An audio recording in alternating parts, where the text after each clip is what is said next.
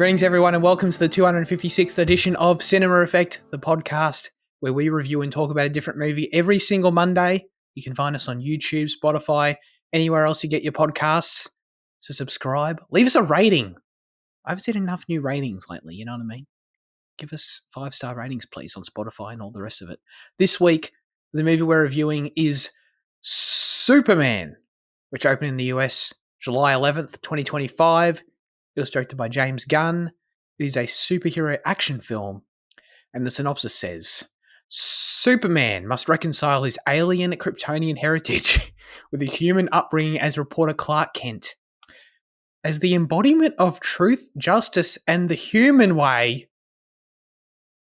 This is real. That's in there. He soon finds himself in a world that views these as old-fashioned. All right. Interesting modern take there on that one. All right, Spooky. I'm going to start with you. You're the most known quantity amongst us, so I'm going to go down in that little order of what I perceive to have, what I think people think about this movie. So I'm going to start with you because you already exposed yourself, so we'll just get out of the way. But please feel free to go as long as you like on your opening thoughts. I like this movie. This was a really good movie. This was a really fun movie. I think this movie took a big swing. I think starting off a film with just like throwing the audience into the world is very interesting. And, you know, minimal backstory. Like, I think something that James Gunn did was trust the audience. It's like the audience knows the story of Superman, meaning that you didn't really need to dwell on it too much. You could kind of just get straight into the story. I think so many aspects of the movie were really strong. I think the writing was strong. Like the intro at the start, like when it was like 3,000 years ago, metahumans arrived on Earth. 3 decades ago, Superman arrived. 3 months ago, you know, like stuff like that. Yeah, I enjoyed that, yeah. Yeah, that was really solid. I think I didn't have an issue with the CGI. That might be something that we can discuss later, but I know that a lot of criticism before going into this movie was people like clowning on the CGI. I thought it was fine. I think David, is it Corenswet? That's not it, is it? I think it's just Corenswet. It's not Corenswet. Yeah. I think David Corenswet was a solid. Corn. Yeah, Corenswet. Oh, because it's Kansas, on a corn farm, Oh yeah, okay. All right.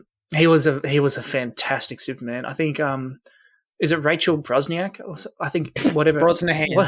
Brosnahan. You love adding extra syllables. Yeah. Well, like taking a She word. was She was a brilliant Lois Lane. And Nicholas Hoult got that one. He was a great Lex Luther. I really enjoyed his interpretation of the character. I think given that there's so many iterations of those 3 characters, I think each actor took a unique perspective of it, and sort of the thing that they focused on was like the greatest quality of that character. And I think that's something that previous actors hadn't necessarily done. I think all the side characters were fun. I really like the Justice Gang, really enjoyed that. I enjoyed all of like Lex Luthor's little minions, all his side characters, all the freaking like people on the computers and things like that. Like the whole like and the color and the world that was created in this one movie makes me very excited for the future of these movies. So those were my initial thoughts. This was my 100th film of the year. And so like they could have gone one of two ways. It could have been an absolute flop and it would have just been like a terrible film to be my 100th. But this movie to me was phenomenal. And it was like a perfect 100th milestone for the year. So yeah, I enjoyed it. I mean, you gave it a 100 score. I did. Spoilers. Yeah, spoilers. Well, it's already out there. You know what I mean? I didn't put it out there. Cool. Fitzy, what about you? Yeah, no, I agree with pretty much everything Luke said. I think this film was great. I mean, definitely, I don't think it really transcended any, comic book barriers or anything, but it was pretty much a perfect version of, what it was trying to be, which was like a fun, like sincere James Gunn film. So yeah, I also really enjoyed just the it is kind of similar to Fantastic Four, but like the colorful, glossy kind of aesthetic of this world. And I think the film was really funny. It maintained its kind of just like a base level of kind of entertainment throughout. And yeah, I don't know. I think it worked, It was perfectly kind of lighthearted and sincere and good. So yeah. Oh shit! I've been nervous about this all week. The second that Luke finished and said he was giving this 5 stars, I didn't care for this movie very much. Unfortunately, it's been a while since I've seen a comic book movie at the cinema. And this movie kind of just reaffirmed a lot of the tropes and the kind of storytelling that I've grown tired of in this genre. There just wasn't a lot to it, in my opinion. Certainly not enough to hook me. I don't know. There's usually a lot of cool stuff to look at.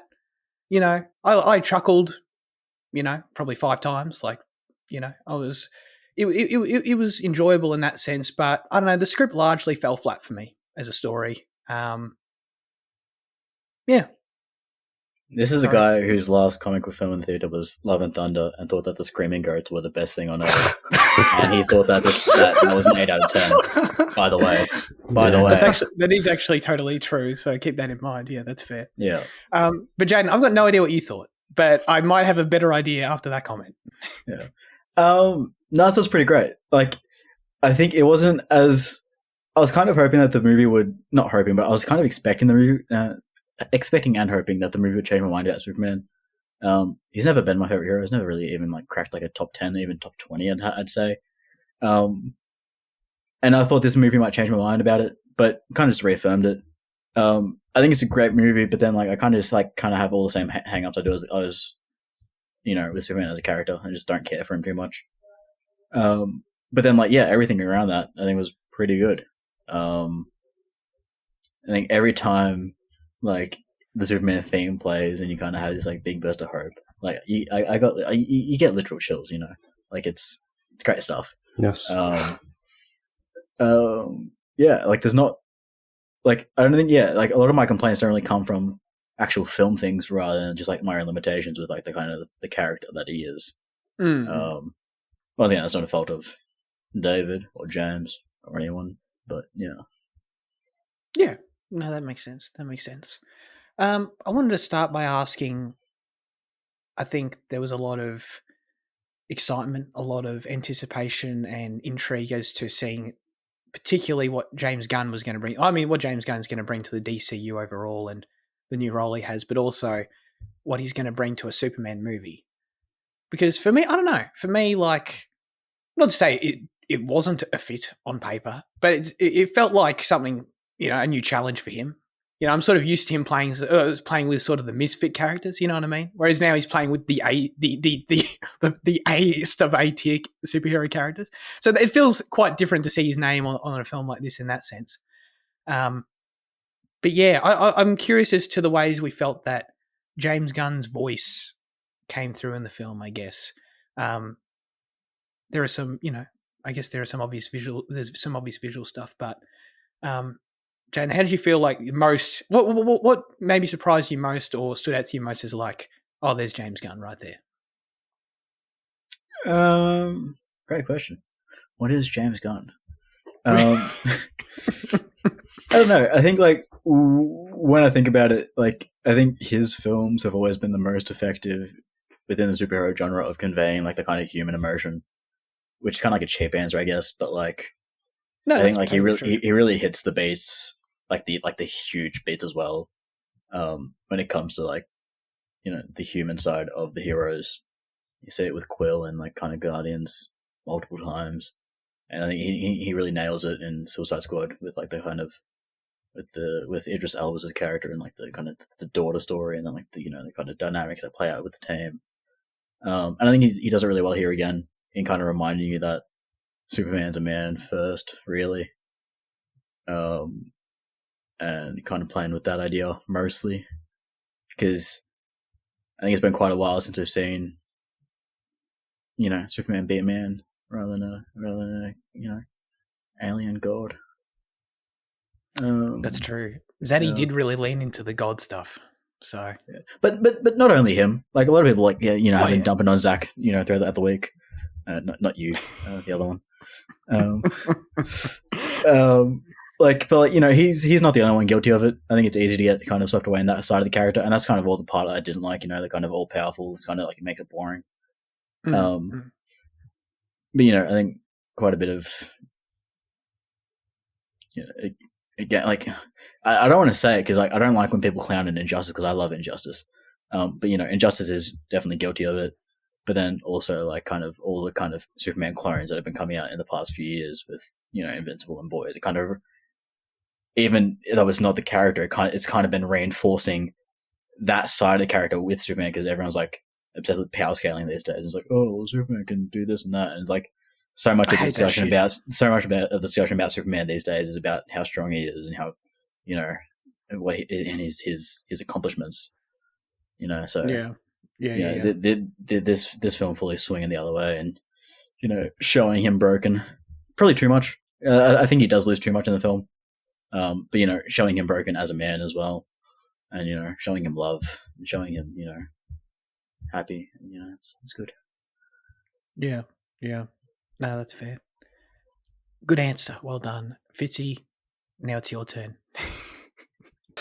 Well, Luke said there weren't needle drops in this film, but there were definitely needle drops. Like that Mr. Fantastic scene within the freaking bubble. That was an obvious like. Who was Mr. Fantastic? Oh, what's his name? Mr. Terrific. Terrific. Oh, sorry. Same shit, dude. Yeah, I agree. This is the scene in the bubble. Wow. Like that was very James Gunn. The kind of I felt the Almond Man. That was the most like Guardians the film got. That felt like a character ripped straight from that kind of section of the MCU. He kind of just looks like Drax as well. Yeah, that's true. That's true. His name's Metamorpho.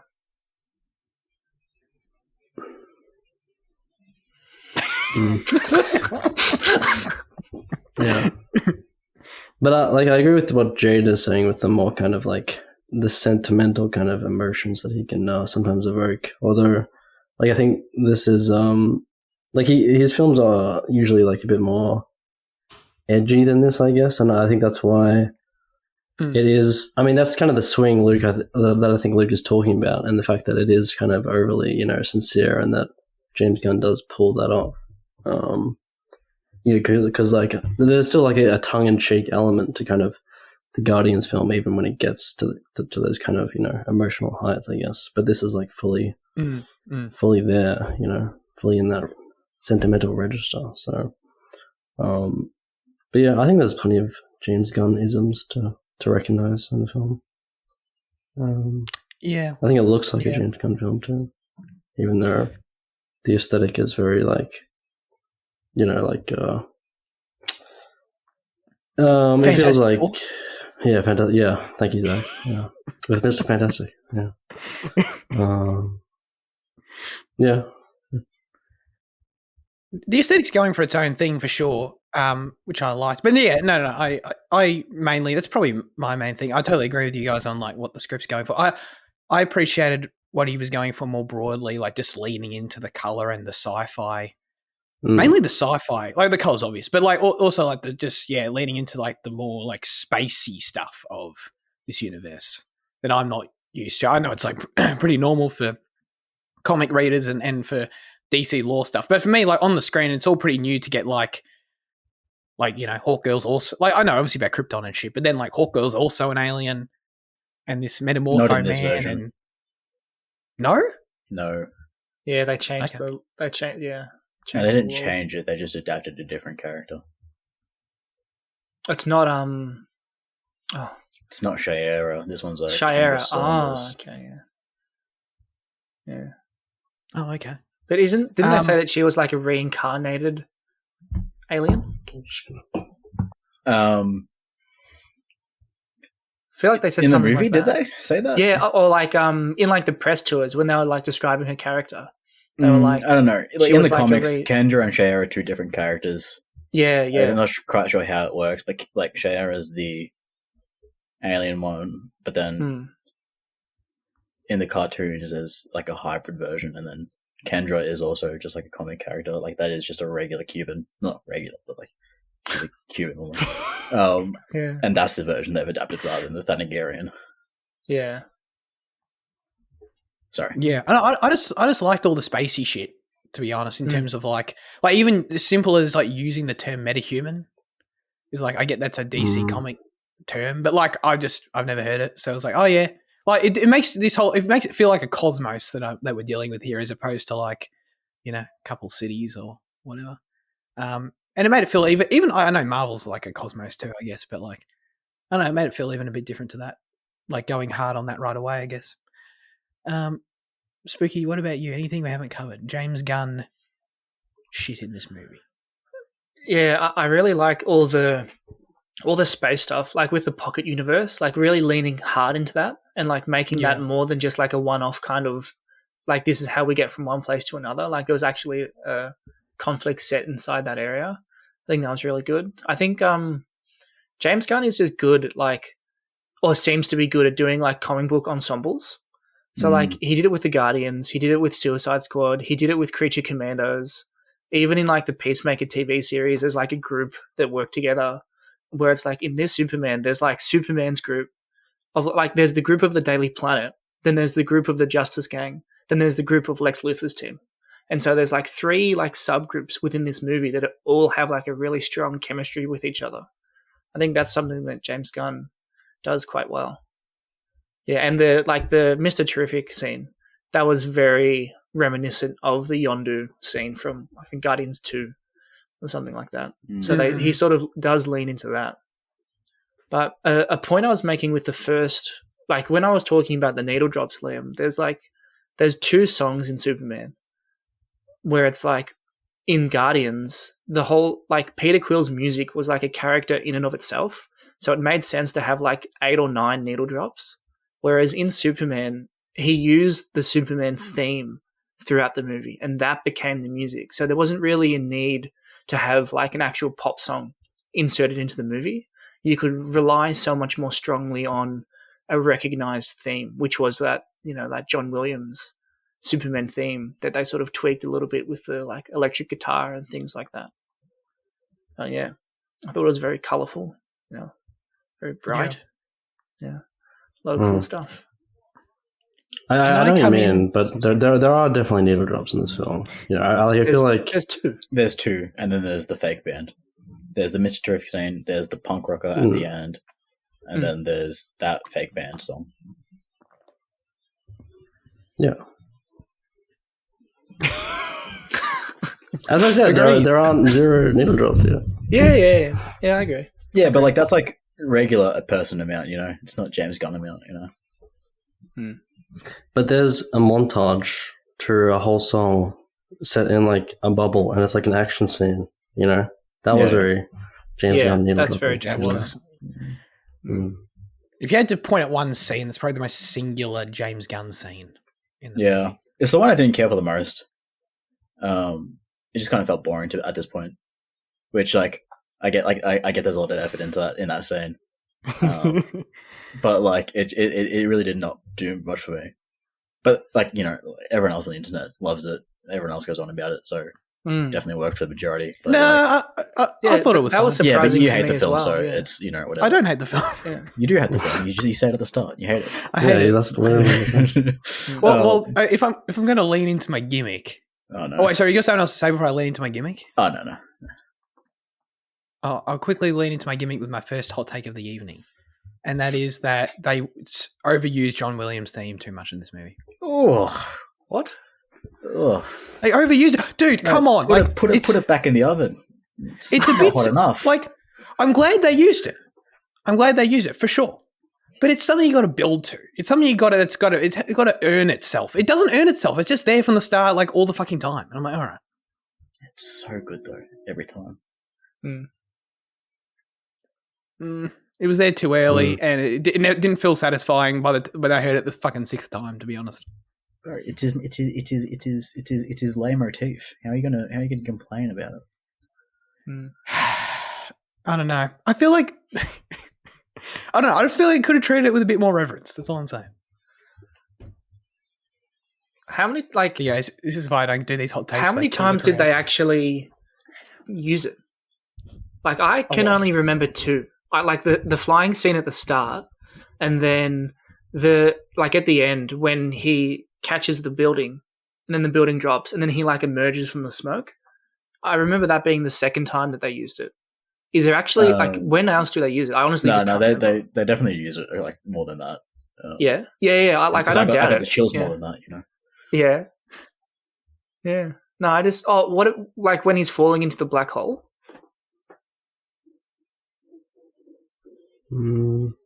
Yes. Exactly. Yeah. But bro, that's Superman like weakened, and like that's like a triumphant moment, you know. He saves the kid and he gets out of the black hole, you know. It's like it's sick. But I was just distracted by the weird metamorpho man. Mm. And his weird little I don't know, his whole thing was weird. All right. I think Spooky's already answered this in the intro, but point blank, Liam, did Corenswet pull it off? Yeah, no, I really like this. I mean, I like the Clark Kent a lot, but the Superman, yeah, actually, he really works. It's really good. He's really just nice. You know, he's nice. He's a good bloke. Yeah, he's good. He's like the opposite of toxic masculinity, which is cool. Yeah. Jaden, did Corenswet pull it off? Yeah. In loads. Yeah. In loads. In loads. Like I don't really know what to like because like I've seen so many people like praise him during the week. So I don't. It's like to me like I don't really know what to say that other people haven't. I've got no idea what other people have said, so please help me. Tell me. Nah. That's fine. No, I just think everything he does well. I think you know he embodies the hope aspect of the character. You know, he embodies the S that doesn't stand for super. What does it stand for? Hope. Did they say that? Did they say it in this movie? No. Do you need to hear it heard? Do you need to hear it again though? Wait, so I understand. What's so funny? Huh? That's like the most not a letter. Superman quotes. It's like where I'm come from. It doesn't stand for. Oh, because it stands for. Isn't that from Man of Steel? I think it's just across all. Isn't it all across all media, like Superman media? Am I getting that wrong? I don't know. I just feel like I've heard it. I thought that was in Man of Steel, and everyone was kind of like clowning on it. And then, but at the very least, it became super memorable from Man of Steel, and then was like that's what I thought. Retroactively adapted. I thought I'd heard that like heaps. I don't know. Yeah. Yeah, I don't know now. Yeah. What does the S stand for? Yeah.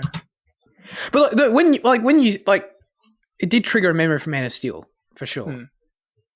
Yeah. No, it says in 2004, Mark Waid in the Birthright series said it stood for hope, and then it was later confirmed as a coat of arms for the House of L.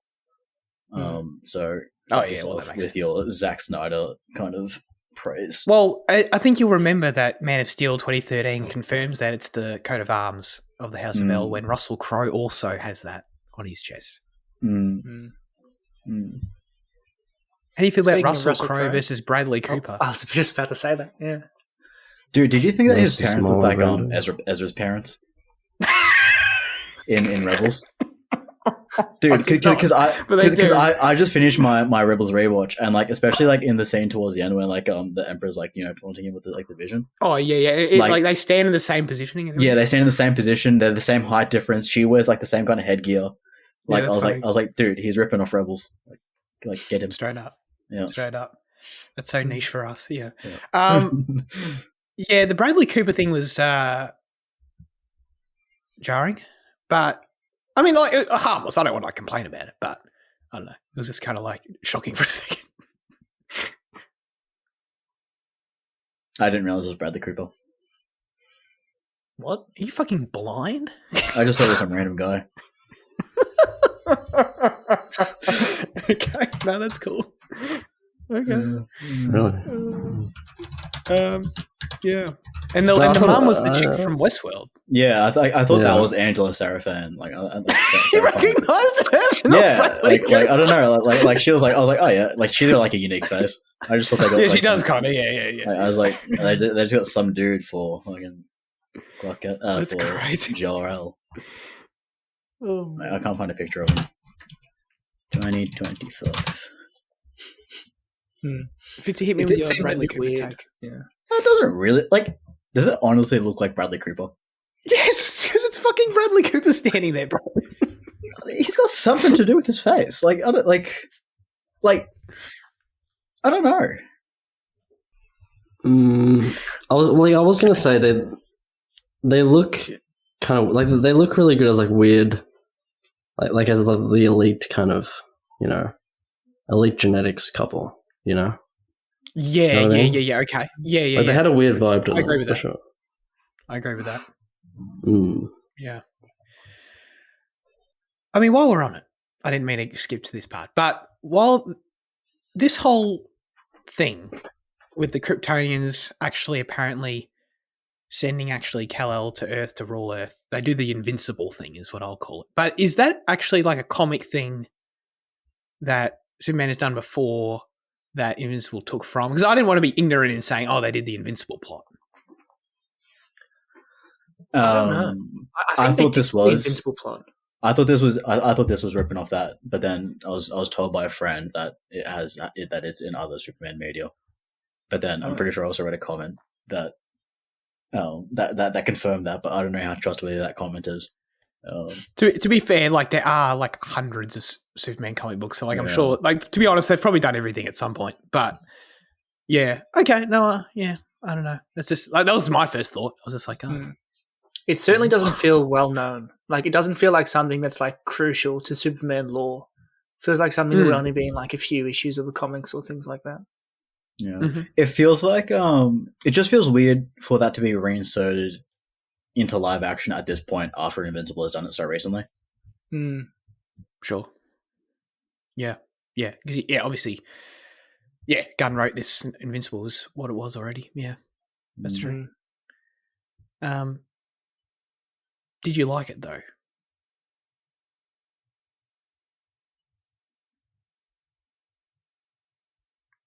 If no one wants to take it, I'll go on a rant. I thought it was fine. I didn't really care about it. It seems like the internet really cared about it, but like I was fine.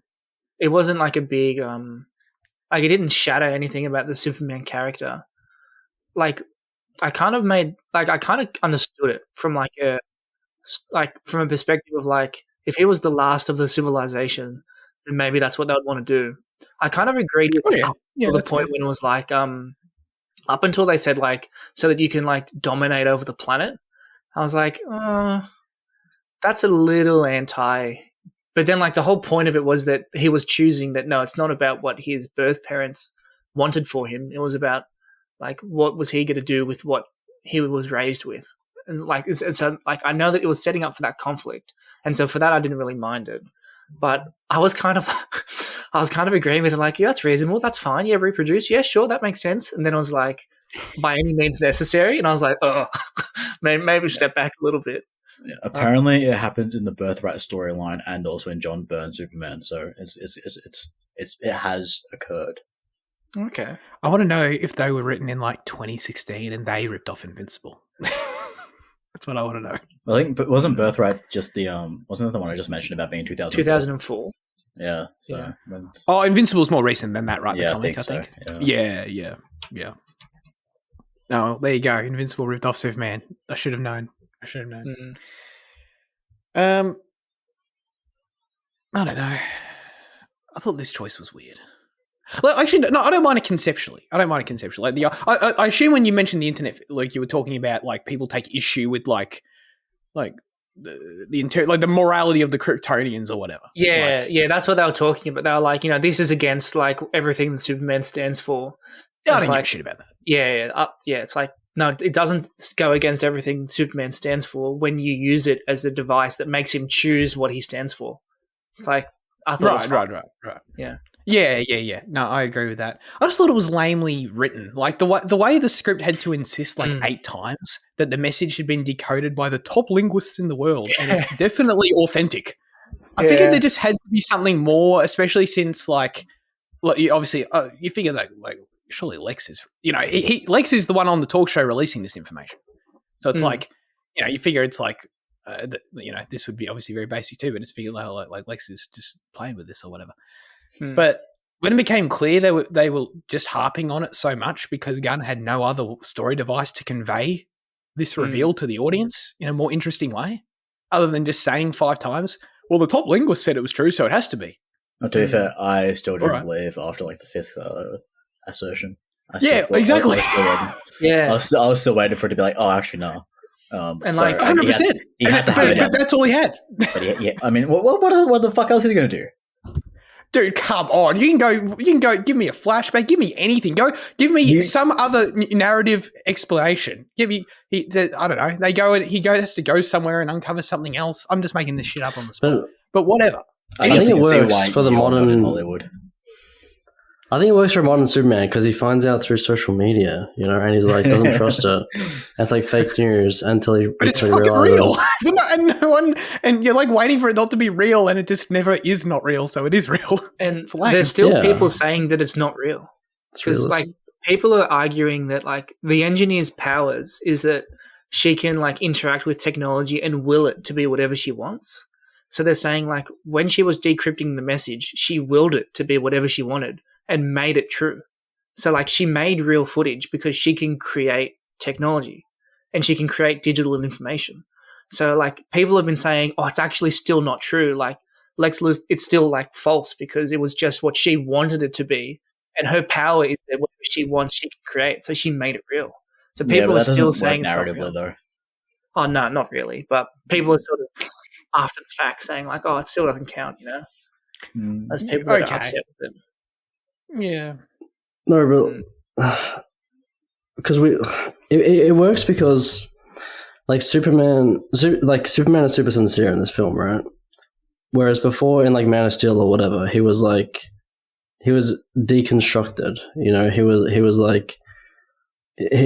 was analyzed piece by piece, and people are kind of sick of that, and it also ties into the post-truth thing. We live in a post-truth society, So when the truth presents itself, everyone doubts it and doesn't believe it, but it's right in front of your face, So the movie presents everything very plainly and as it is, and the doubt is just there from culture, It's just debris, Yeah.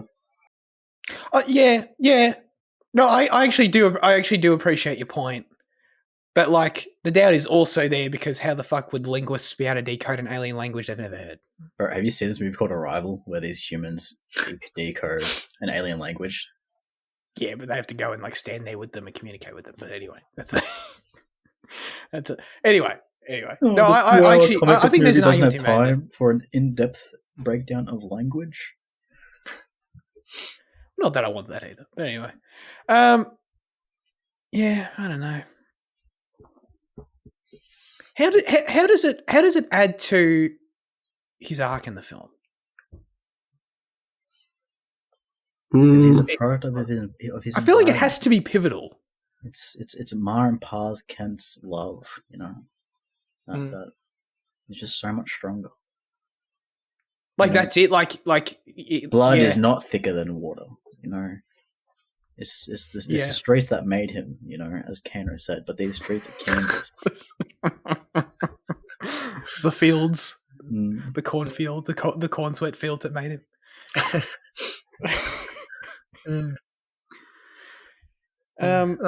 That's why, right? Yeah, it's so that they could have that. Is his purpose what was given to him by his parents, or is his purpose what he chooses it to be? Because, like, isn't that what, like, Pa Kent Mm. says to him when he's like, you know, parents can have this idea for what you want to be, but they can only give you the tools to make your own decisions. And so it's like, maybe that's what, you know, his Kryptonian parents wanted him to be or do. But, like, the tools that Ma and Pa Kent gave him are what made him be Superman and, like, be the person he wanted to be. Yeah. Mm-hmm. And also, like, I don't think the Kryptonians, like, are meant to be, like, genocidal maniacs. I just think they're meant to be, like, kind of snobbish, kind of, like, high society, kind of, like, smart people. And that's why, like, it's kind of like, you know, him turning, like, it's him being raised poor rather than raised rich, you know, kind of thing. Sure. Mm, Yeah, okay. Also, if we want to Okay. put a class thing in this, Yeah. you know. Yeah. No, I Just get lens. that. I see it. Mm. Yeah. Okay. That makes sense. I was a bit perplexed by how the arc of the public. I don't know. It felt very movie-ish, the way in which the public, the one thing that Lex, that one first. Wow. Movie. Wow. Crazy. If I need to clarify, I meant it as an insult. Where Yeah, well, you can fucking tell. I don't know, when it's like Lex makes the reveal, it's like, oh, this is the real message from, and you know, everyone immediately like turns on him, like puts the phone in his face or whatever. Is this true? And everyone freaks out. Oh, I used to be a Superman fan. Anyway, and then he comes back and like you know, does one more good thing, and everyone's like, oh, he's great again. It's like, hang on, like, is it? I don't know. I maybe this just isn't the movie maybe I wanted. I just prefer movies that go a bit more in depth in this stuff, where it's just like, I want to see the evolution of the public's reaction to this man and how that changes. And I don't know, there has to be lingering distrust there after learning this information, Well, there because is, it but, goes away like in 24 hours. but like, where in that 2 hours and 10 minutes of film do you expect? Like, where else do you want them to put it in? I can. Do you want me to rewrite the movie? I'll rewrite it. You know what I mean? You can do things differently. You can restructure. You can. I don't know. Yeah, but it's not necessary to show, you know, the public regaining, like, you know, like, it's not necessary to show him like regaining the trust over 3 months, man. Like, it's you know.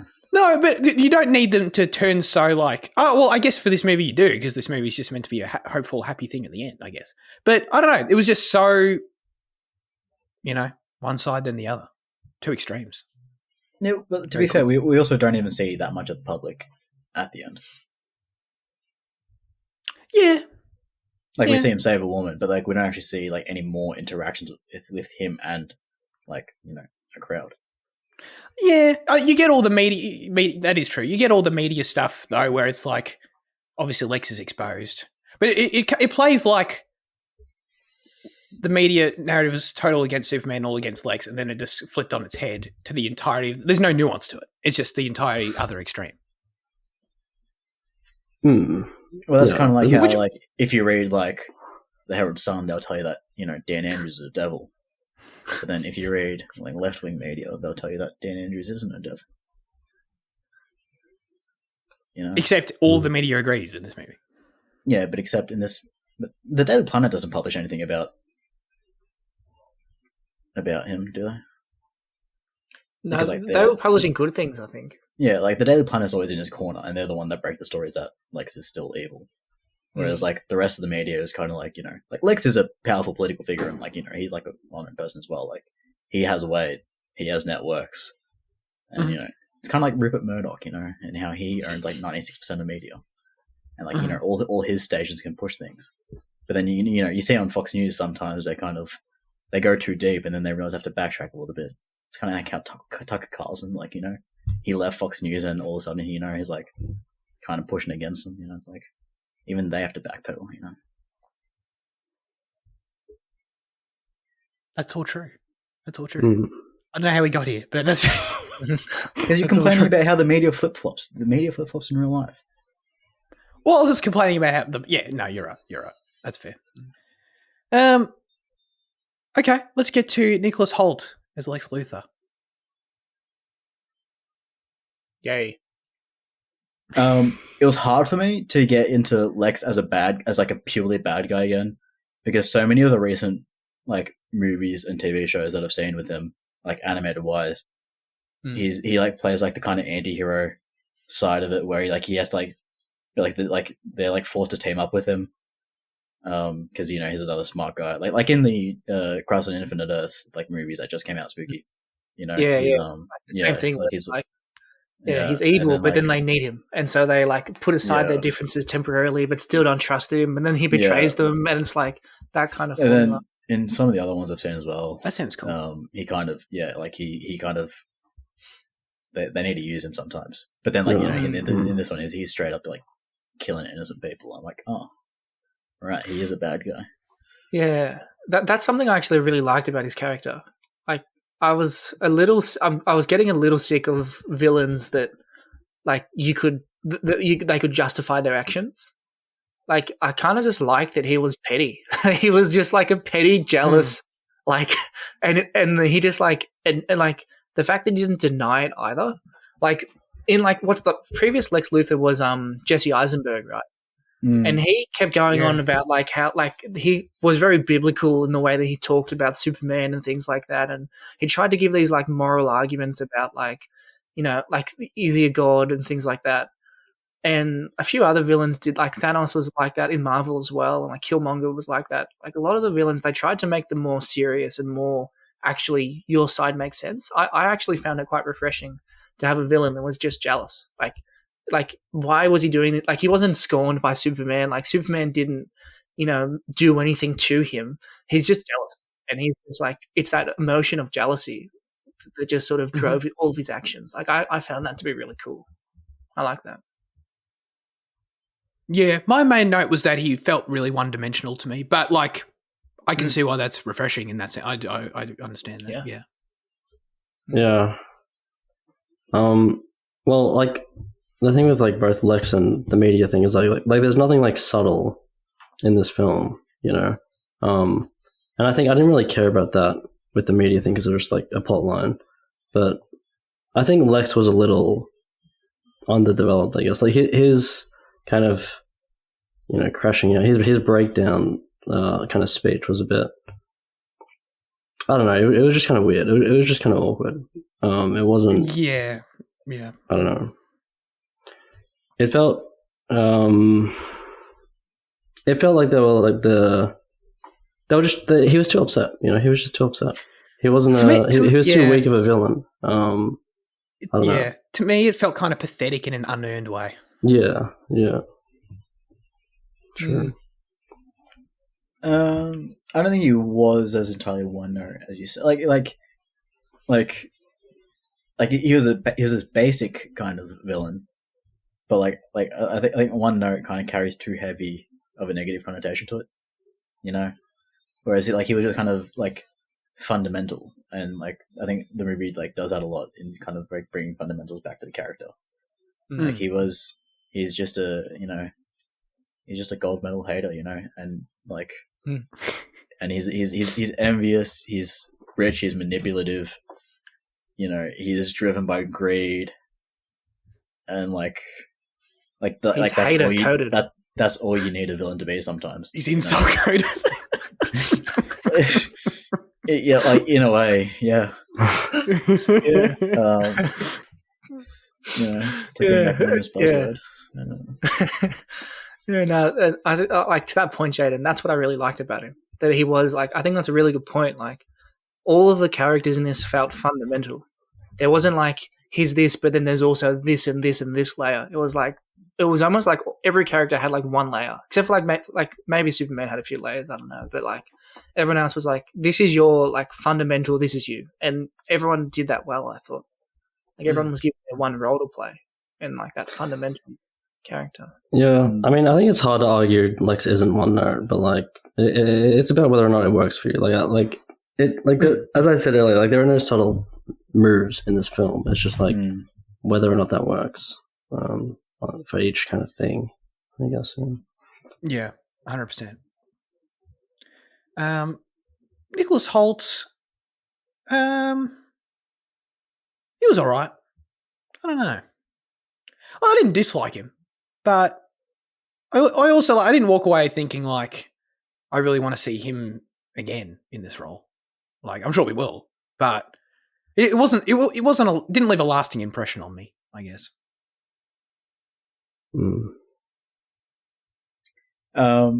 Yeah, like for me it was a bit hard again, like just because like once again I'm used to a bit of an older kind of Lex. Like with a bit more, I assume like the animated. This doesn't Clancy Brown often voice him animated? Like that would have a lot more gravitas to it, I'd imagine. Yeah, and then like like that, and then it comes naturally with like he plays far more of this like you don't see him so vitriolic, like he kind of plays his political role a lot more, and he does he becomes a president at points as well. I think is that in the movies as well. Yeah, I think it is in some of the movies.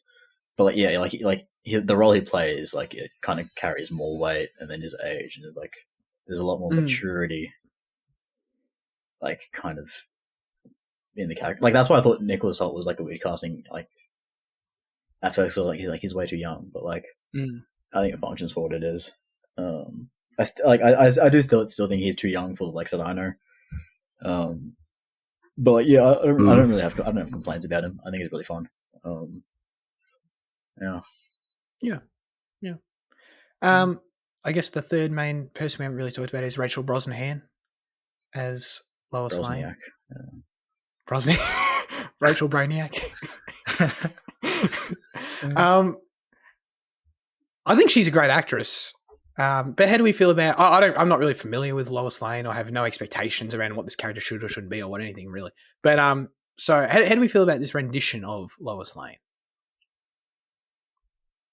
I really got no comment on Lois. She's always been a nothing character to me, which I know is a bit of a sin to say, because I know in certain storylines, she really gets her flowers as like the kind of great investigative journalist she is. But like, I think in every movie I've seen, animated and live, and even in TV shows, even in the few comics I've read, like she's just kind of sidelined.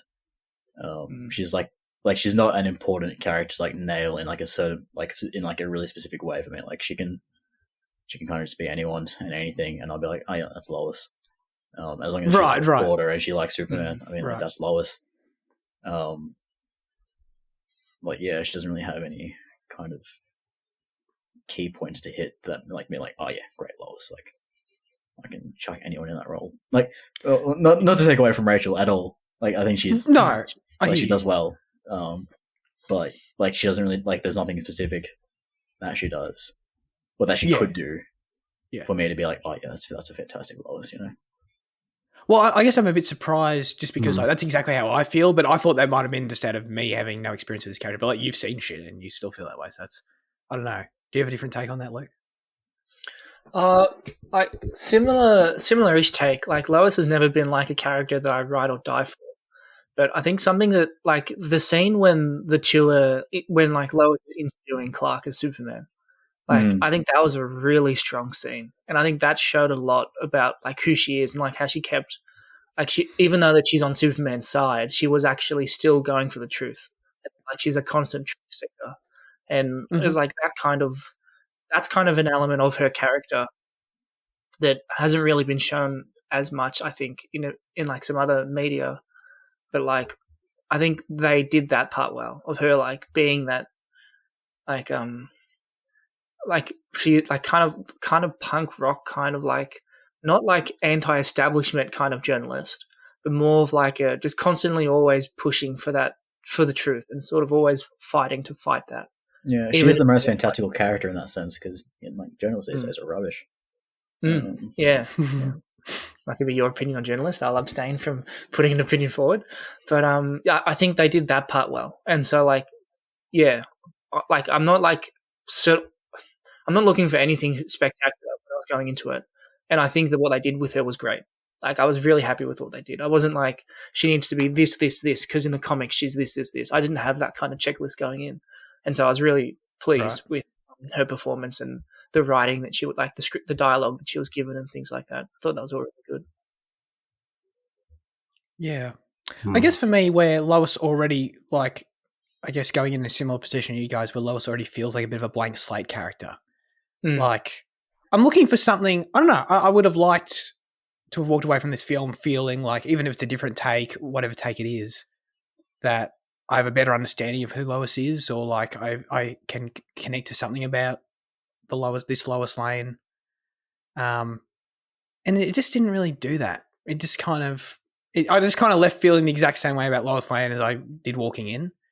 And there's nothing against Rachel. I think she's super charismatic. They give her lots to do. There's no doubt about it. Like she's, she has a heavily involved in like B plan of action for like the whole last half of the movie. But yeah, there's something about her characterization really stood out. I'm glad you brought up the scene, obviously, where I know the scene well because it's the scene that fucking played on my HBO Max like 80 times. But the scene, it's like there was a lot of firepower. There was a lot. Yeah, I've heard that many times. Anyway, but yeah, the scene where she's interviewing him in the living room is in my opinion the most interesting scene in the movie by far. Like, it was playing off a lot of different things. It was playing off their relationship, where it was at, like 3 months in, I think it was. It's playing off the dual identities of Clark and Superman, based on if the recording's on or off, which is, funny. And it plays off ethical questions raised by his whole role in influencing world events, which is really interesting. And that's all good stuff. And I just feel like, not entirely, I don't want to be unfair to it, but I feel like the movie kind of isn't as interested in those topics as that scene sort of would lead me to believe in isolation. Especially in his role in superseding democracy, because I'm like, holy shit, that's really interesting.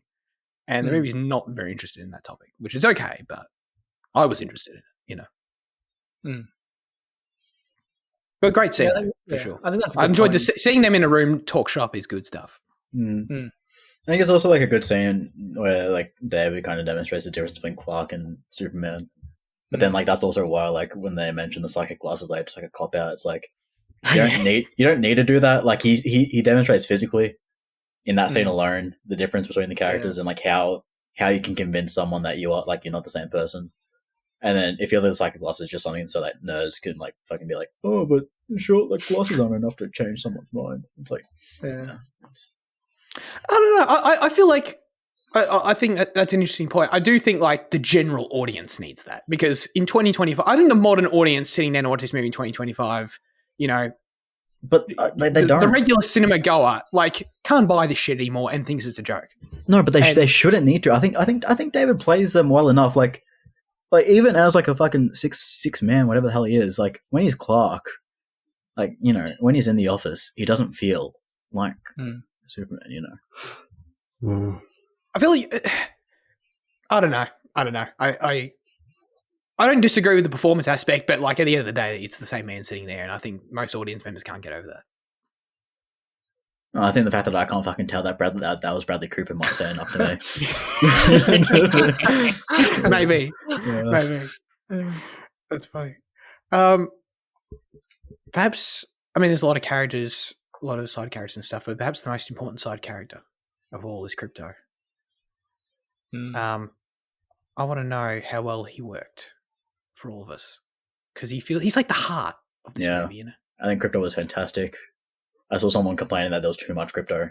I think that person's an idiot. It's brilliant. Yeah, I like Crypto. I thought Crypto was good. Yeah, I've seen similar comments where people were like, this was like a Crypto and Superman movie, like way too much Crypto. But I was like, you know what? Crypto was fun. It was fun to watch him. And like, I didn't think it was too much Crypto. I thought it was fine. Was he overpowered? Sure, but Superman's overpowered. It's like, I don't know. It was fun. He's literally a Superman dog. Yeah. He's a Superman dog. It was awesome. Like the way that he was like mucking around with the robots, the way that he was like, just like being like a rat bag essentially was like really cool. I thought it was really fun. And I love how like when the trailer came out, so many of the Snyder fans were clowning on like Crypto because he's like misbehaved, like when he's like nipping at Superman, like that. And then like the film perfectly explains it at the end. It's not his dog, it's Clara's dog. And it's like sure, yeah. Liam, I was afraid you might not like Crypto because he reminded you too much of Leo. It did remind me of Leo, but that made me enjoy it more. Oh, good. Yeah. No, I really enjoyed like the Crypto scenes. I thought they were pretty. Like I was pretty audible. I was laughing pretty audibly in those scenes. I mean, I think our theater was like definitely a vibe in itself, but I still think those scenes were funny, taken out of the cinema experience, I guess. But yeah, I don't think he was too much. I think the fact that he appeared so often kind of became a joke in itself. That the film just like ran with, and it worked. It was fun. It was cute. It was good. Yeah, agreed. I thought he was a smart addition to make this take feel even fresher for the screen. Yeah. And he had some really funny moments for sure. Yeah. I think if I'm James, sorry. No, you go. Well, I also just generally appreciate like James's focus on pets in the movie in general, like regardless of like Crypto, obviously, but like it focuses on other dogs. There's that one. I really like that one shot with the chick who's like got her tortoises, like. He chooses to focus on the pets like in distress as well, which I really appreciate.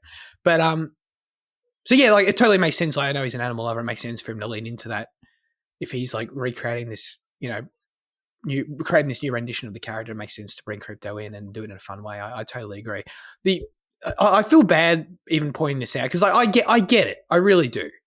The only thing to me is that I could never fully buy into the full CG on this character. I get why they made the choice. So, like, obviously, he needs to do super stuff. He needs to fly around. He needs to be, I totally get it. Obviously, I'm not asking them to put a dog on wires and fucking fling it about a green screen room. Like, it's terrible.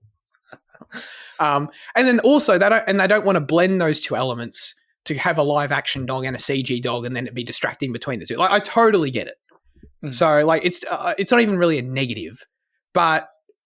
It is true to my experience that, unfortunately, I couldn't fully buy into like the more intimate moments with Crypto because he's a CG dog. Like when in some of the quieter moments that were like I really wanted to like feel the emotion of him. It wasn't quite there, but in all the humor and the action stuff was great. Do you mean like when he was lying on his stump, like when he was lying on his lap? Yeah, like exactly. That's the exact example I was thinking of when he was lying in bed with him. Yeah, it's like, it's not quite there. Yeah, unfortunately.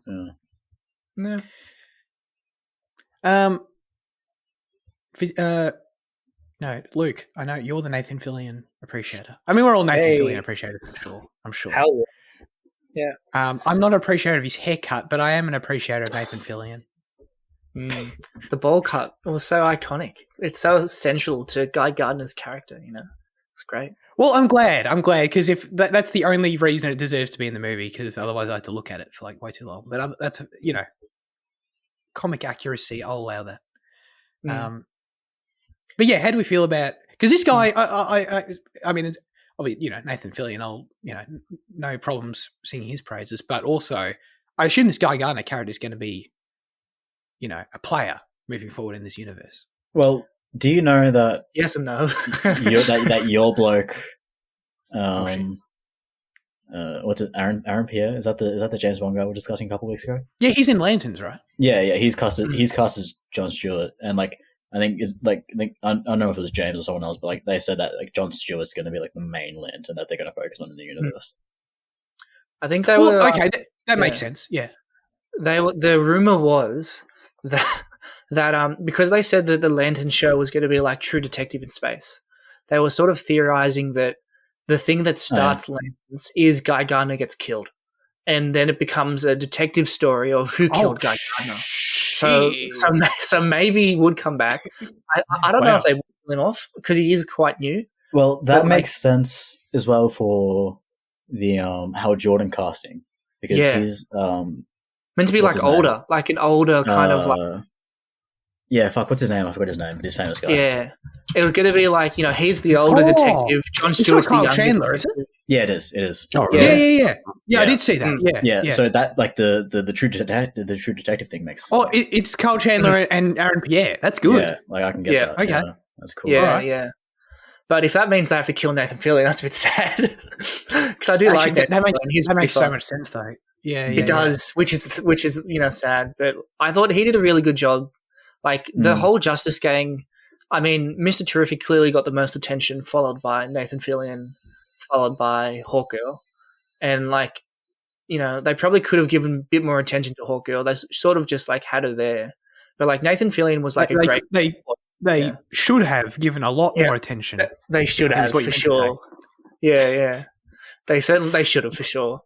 Yeah, but, like, Nathan Fillion, I thought he was really fun. Like, he was the perfect kind of, like, cocky attitude.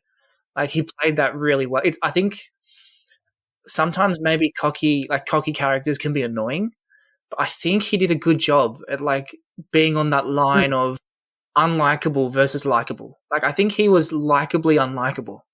And I think that can be quite hard to do, but I think Nathan Fillion can do that role quite well. He's just that talented of an actor, man. You know what I mean? Yeah. 8 seasons of the movie.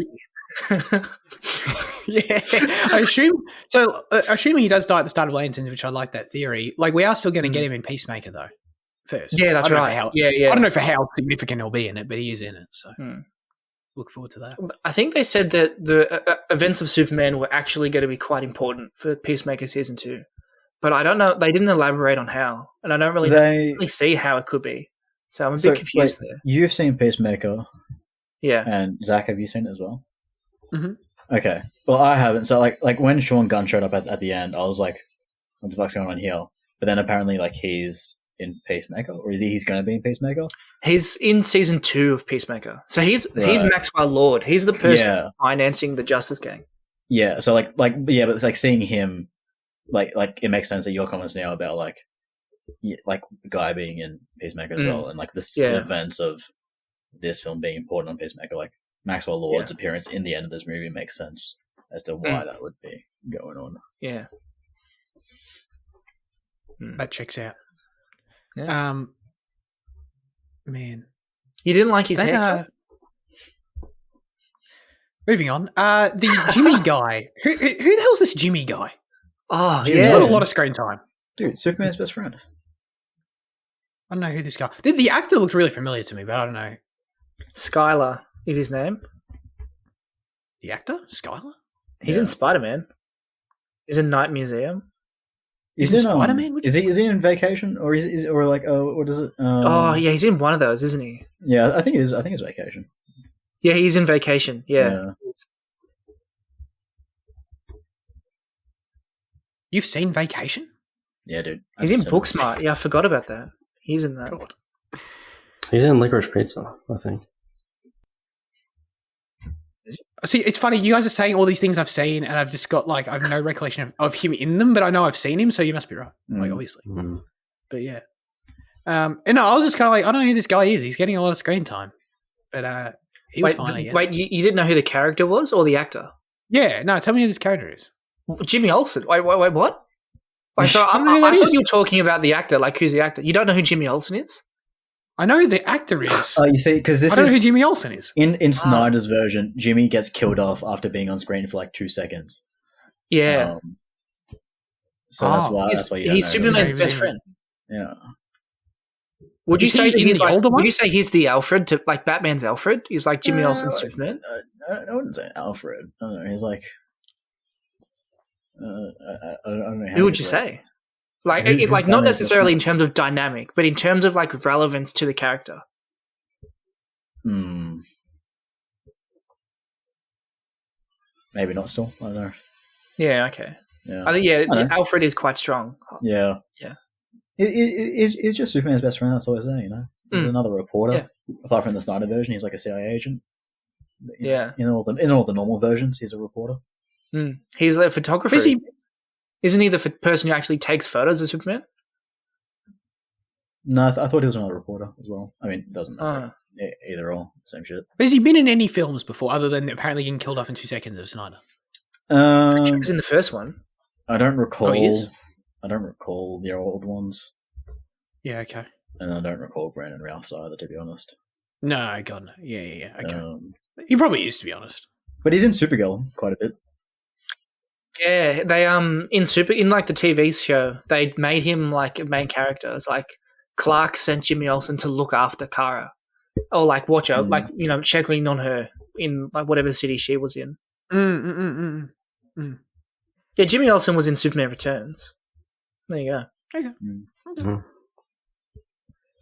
Yeah, That's cool. he was. Now I feel dumb that I just wasted 5 minutes on Jimmy Olsen, who's apparently like a stable character of this franchise. But anyway, what were the big moments, that got us in this film? I know Fitzy was coming out talking about kills, so I want to know. Well, is this tied into like the action as well? I assume if we want to go there, but I could be wrong. The clone moment probably shouldn't have given me chills, but it did, because I think it was cool. But I mean, that whole like black hole sequence, I thought, in that fight was like sick. Yeah, and also the first black hole with saving the dog and shit. That was cool. Saving crypto, yeah. Mine was the like when the building's falling and like he catches a building and then like rises from the smoke. That was one, and the second was like the ending, like when he's lying in the bed and all the photos come up and then like the music starts, like the song starts playing. Like that was a really cool moment. That gave me chills. I like that. Okay, yeah. I'm also trying to think of you're not wrong, Fitzy. The Owl Theatre was really into this movie, so just trying to think of others like that. Yeah. Anything stand out to you or your theatre, Jaden? No, my theatre was quite as. Is that the difference? Is that the Village difference? Did you go to Village?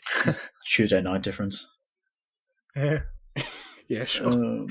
Less kids, less Lukes. Yeah. All the hardcores have already seen it. Yeah. It's like I remember feeling chills often, but I can't remember like specific moments, which is the interesting thing. Liam brought him up. Like, what did you think of Ultraman, Spooky? Oh, that's a good question. I think, like, I actually thought it was a bit weird that he was a clone. I was like, that it almost felt undeserved. It was like, it was almost like when he appeared, I was like, and they were like, oh, that's how you got into the Fortress of Solitude. It's like, I totally forgot that he got in, and that was like a mystery of how he got in. So, like, I don't think it needed that to answer that question. I think the idea is that he's going to be Bizarro. So, like, he's fallen into the black hole, going to come back and be Bizarro. But it's like, I thought they were actually going to lean into he was a clone of Superman and Lex Luthor and do like a Superboy sort of thing. Yeah. But I like how he was used as like a robot and how he was given commands and how it was like, A1, B6. Like, I thought that was really fun. But like, him taking the mantle of Ultraman, I'm pretty sure Ultraman's someone specific. Yeah, Ultraman's a completely different character. Yeah. So that was like this is like a amalgamation of like three guys, and like Superboy because he's the clone, Bizarro because he's kind of like dumb, and then like Ultraman like Vietnam. And like, I don't know how I feel about the blending of all those. Yeah. I think they probably should have called him something else. Yeah, I don't think they ever actually touched proper Ultraman, because other Ultraman is an Earth 2 thing, and I don't think they should be doing Earth 2 in this, at least not for like fucking 20 years. Because multiverse stuff is just it's just not going to flow these days. I like the thing is like it's not even Earth 2. Like I can't remember what Earth it is, but like it's a good story. I just don't think they should be doing a live action at the moment. It's like I totally agree. Yeah, but still taking the Ultraman name is a bit weird to me. But I think like the character was all in all fine. I just like the kind of mixed match of like who he is was a bit odd. I think that given that he was like something that James Gunn did in that movie was he just like every person was someone from the comics, and like he didn't make a big deal about it, but he was like, this person is someone from the comics. Like half the people from the Daily Planet were all people from the comics, and so it's like even some of the henchmen were from the comics. Like the people on the computers, they were given certain names from the comics. So it's like he was so liberal in taking names from the comics. Why couldn't he have just done a different name? Like, he didn't need to do Ultraman. He could have called it something else. Like, that would, but, like, I did kind of like how, It was weird. They could have held off on that name. That name means a bit more. Like, they could have really left that for something. They could have called him, like, this sounds terrible, but they could have called him, like, Project K or something like that. They could have Or, called like, him the Asset, you know? Yeah, like they could have called him something Something like basic, that. Yeah, like, totally. Like, yeah, they could have. And then they could have been like, and then, yeah, they could have held off on Ultraman and made that an Elseworld later or something like that. But, yeah. Bit weird. Yeah. So I appreciate letting you make this law. I know nothing about any of this shit, but as a casual, the whole clone thing, I don't know. I'm not into it. I assume you guys are going to disagree with this, so I'll use it as a prompt. And that is to say that, like, for me, I don't know, is the third act of this movie not just another offender of the big budget comic book trope of having the hero fight an alternate version of himself on a green screen? And that's how I felt. So, but how like, many, let me know how many other examples can you think of just off the top of your brain? Black Panther. Fair enough. Ant-Man. True.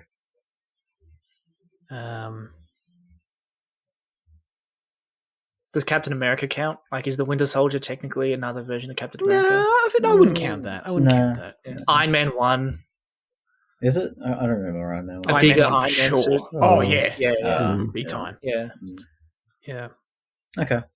I guess I thought you were pulling that out of your ass. No, but no, you backed it up. No, that's the thing. Like, it's a very common trope of, like, the villain or, like, the superhero fights someone who's the same as him but a different color. Like, that's a very common yeah. And that's the only way that they distinguish between the CGI. Like, one's blue and one's red. Like, that's a lot. But it felt different enough for me.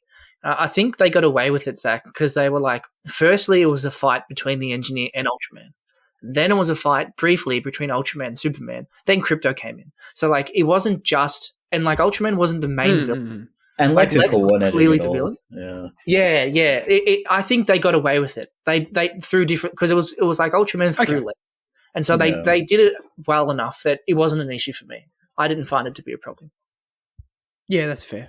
Yeah, the Black Panther one is the most egregious because it is literally just those. Dude, I'm trying to think of other ones, and I really can't. Like you gave me 3, which is fine, but like, I really can't. There's definitely one more recent. I don't know. Spooky might be more on top of it than me. I want to say Doctor Strange.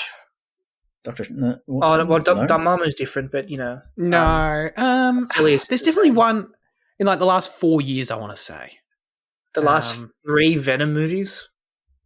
Oh fuck! Yes, Venom 2. Oh my god! Yeah, the Incredible Hulk. Yeah. Oh yeah, true. There's still another one though. Well, I don't know how racist you want to be, but Shang-Chi. No, you can't. Don't do that to Andy. Tony Leung. Wasn't there the yeah? It was the 2 blokes at first, and then the dragon came. Yeah, that's right. Yeah. Yeah, that was his dad. I didn't mind that. I swear to God, there's still another more recent. Anyway, it doesn't matter. I just feel like you're giving me, like, you know, older examples. You know, Incredible Hulk. Like, come on, man, irrelevant. All right, we're not being picky and choosy here. Doctor Strange literally fights himself. Yeah. No.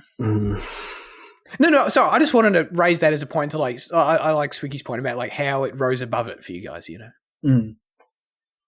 Yeah, like, I think it was certainly very tropey, but like a very, like, first movie of a franchise thing to do, of, you know, the villain fighting an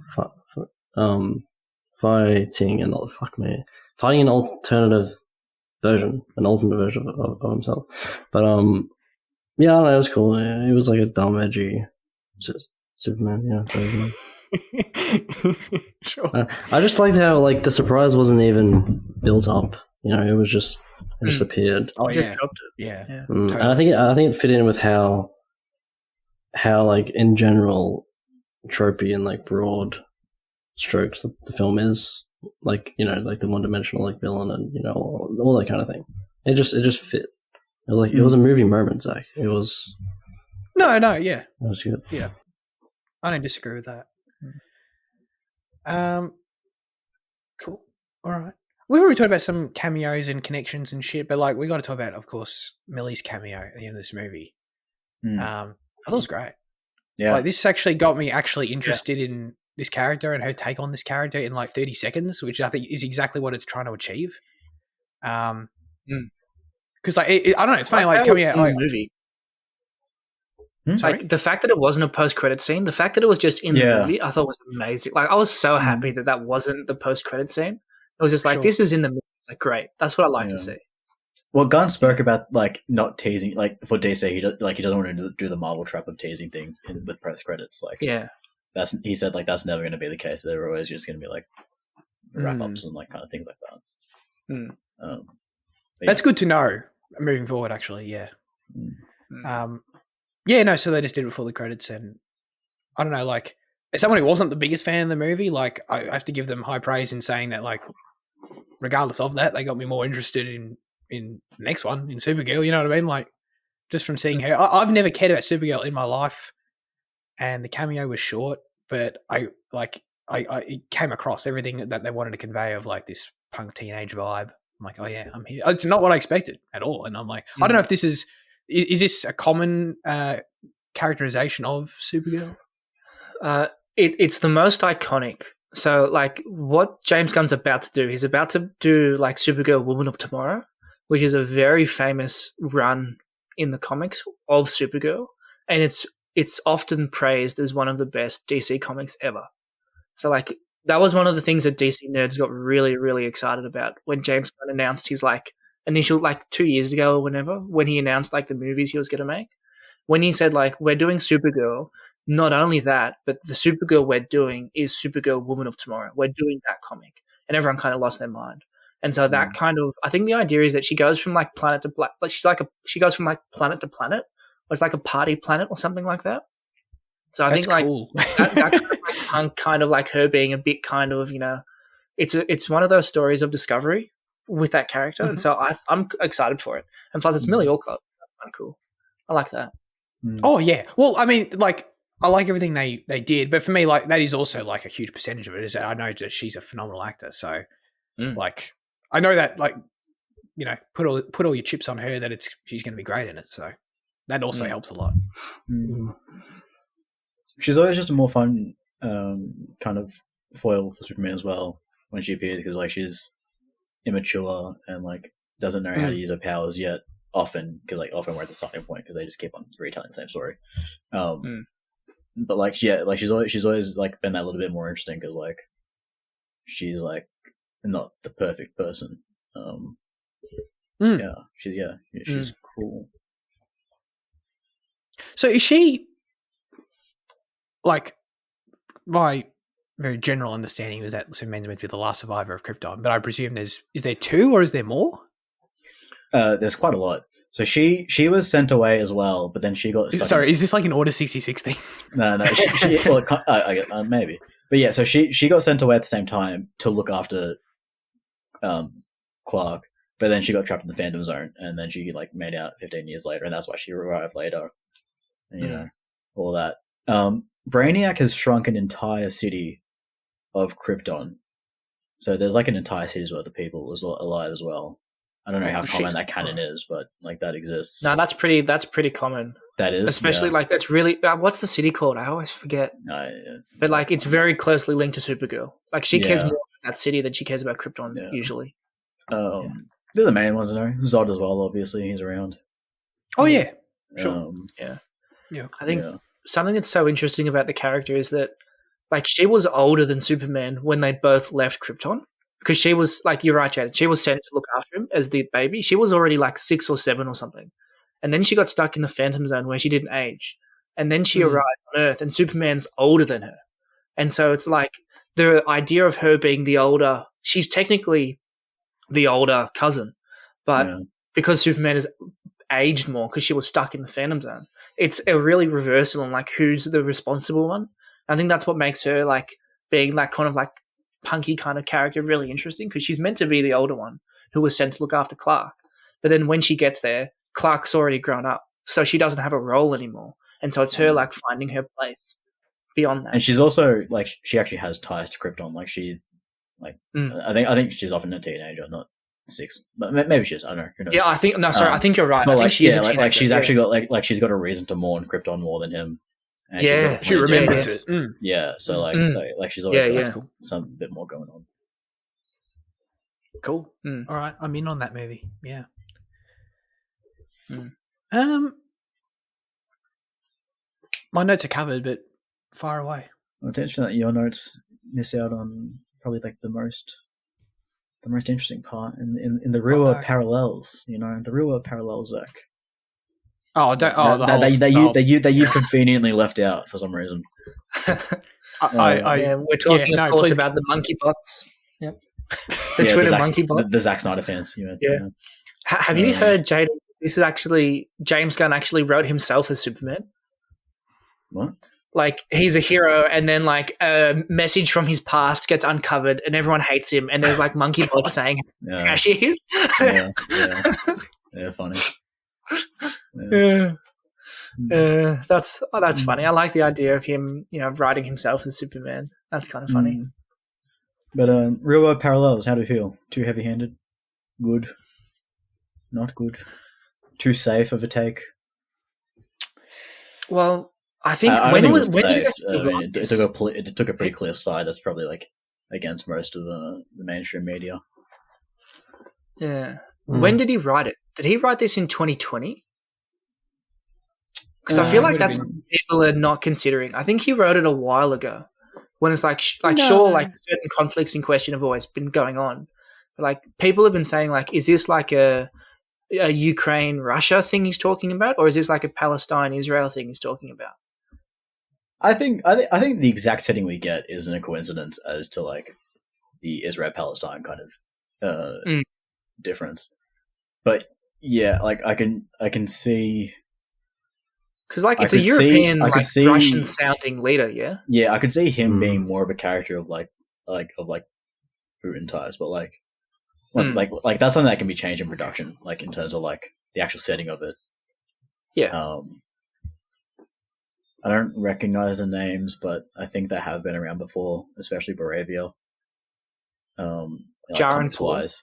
Yeah, I haven't heard Jarenpool before. But I think Baravia does exist. So how that's been characterized in the past, I don't know. Yeah. But like, I think it's pretty clearly meant to be the Israel Palestine. I don't think there's any way to dance around it. Like people could say it's about Russia as much as they want, but like you don't get to the setting and the color of the people without there's been a lot of people have like drawn those parallels, and that's been like one of the biggest kinds of debates online. Like how heavy-handed is it? I think the truth is just in what the audience interprets it. So whether or not, like, I don't know how much James Gunn intended for it to be that. I think that just in the climate that it was released in is how it's being interpreted. I think it's hard to agree that is not meant to be it at all. Like I like it's pretty. Oh yeah, it's clear. Yeah. You can't argue that it's meant to be anything else. I think it's. I agree that it's hard to deny it. Look, it's a classic tale. The whole what one strong country wants to take the weaker country. Like that's happens. It's happened throughout history. But in the way it's presented, you can't deny what it is. Yeah, I think that's probably right. I think it's even with America's allyship with them as well. Yeah, that come on. Yeah, that was pretty. That was pretty unavoidable, I guess. But having said that, like that doesn't really change my viewing of the film. I was kind of able to that wasn't something that made me like, oh, this movie's too real. Like this movie's touching on things in real life that I don't want it to. Like real world politics is getting into my superhero movie. Like I didn't feel that. Like I was happy to just watch it for what it was. So that wasn't an issue for me. I don't know if you felt the same. I wasn't sure whether you were opening up to the other two or whether we're just going to keep. Oh well, yeah, that can be opened up to the floor. What did you think, Zach? I didn't mind it. Didn't bother me at all. I honestly didn't really think much about it. Like, I don't disagree at all, but I just, I don't know. I didn't really care for it or think too much about it. What's your take, Liam? I feel like you're going to have a really eloquently put kind of description of it. No, Zach actually stole my exact sentence. I didn't mind it. So, Yeah, I think it was wrapped up a bit neatly in just kind of having the Justice Gang take care of it while Superman was dealing with Metropolis. I still think it was good stuff. Actually, speaking about moments that give me chills, one of the moments was when that kid first lifted the flag. Oh, dude! oh yeah, that got me. Yeah, that was good. Yeah. They all started chanting. I think there was another shot in the trailer I'd seen 56 times. Yeah, but it's so good, man. It is pretty cool. It is pretty cool. Symbol of hope for everyone, not just the whites, you know. Well, we mentioned Lois Lane earlier. Like, I kind of agree that she wasn't too interesting. I mean, Rachel Brosnahan was good, but the romance was a part that didn't. Like, it was also just a kind of fine part of the film. You know, I think that's evidenced by the fact that we haven't really talked about it. Yeah. But you know, it is a part of Superman that's that was there, and yeah, it wasn't too interesting, but it was kind of like how I felt about Lois. It was just kind of good and fine, but not anything exceptional, I guess. I liked how they didn't make it like a I like that they knew already that Clark, or like Lois knew straight away that Clark was Superman, and they didn't do that. Yeah. Like, because like it's always kind of weird when it's like Lois is in love with Superman, but Clark likes Lois, and so like people are like, oh, you know, Clark, you know, sorry, you're never going to have Lois. She's in love with Superman. When it's like they didn't really go for that angle, and so I actually like that. I thought that was a good angle that they went for. I thought that made their relationship a bit stronger. They even played with the comedy of that in their first scene too, which was fun. Yeah. Yeah. No, I generally agree with you. I think their chemistry in that one scene we already talked about that I really liked. That their chemistry is outstanding. I just don't know if they really had much to chew on to really serve it, unfortunately. But hopefully there'll be more in the future.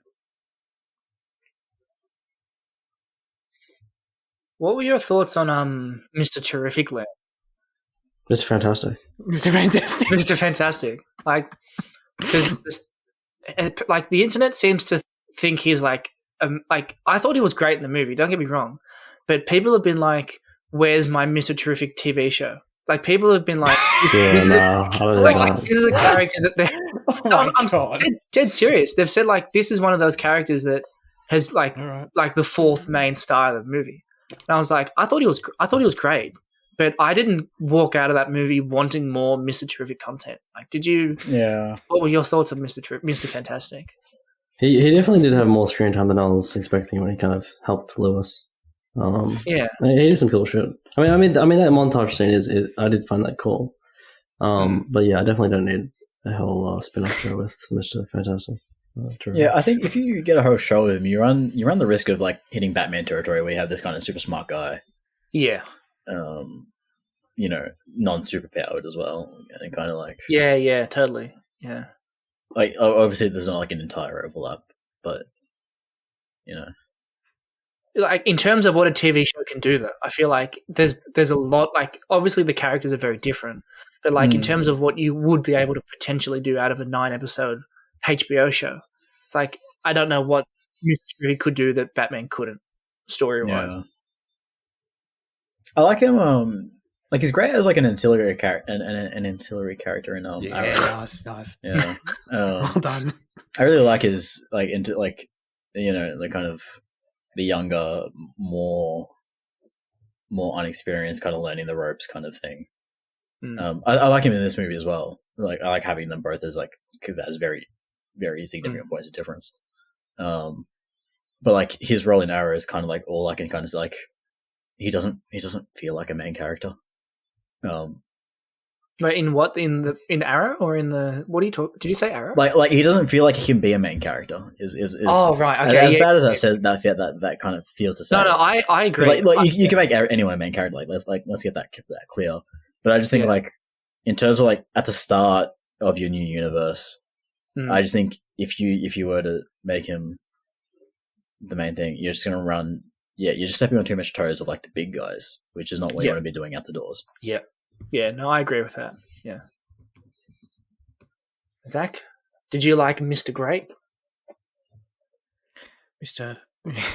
Give me another synonym. He was cool. I agree with Fizzy. He got a lot more screen time than I expected. I'm like, oh, this guy. I just figured he was missing another Justice Game dude who's there. He's like, oh no, he's more than that. I thought there'd be more Nathan Fillion. He got paid more. He got paid more than Mr. Terrific, so I thought he would be in the movie more. But I wonder why. Well, it's because he's white. Yeah. I thought you were going to say because he's best friend with James Gunn. But well, maybe that true. too. Yeah. It's a lot of different factors involved here. None of them particularly positive. I think Hoult got paid more than Superman as well. He's definitely a bigger name. Yeah. I wouldn't be shocked. That's interesting though. And Gunn got paid more than all of them. By a lot. I think it was like 15 executive. million or something he got paid. Yeah. Hell yeah. An executive money, baby. Hard day at work doing that one. How many zeros should I give myself?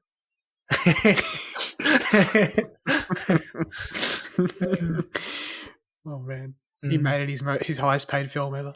Just because he could. That's great. This movie, does this make you all excited for the future of DC?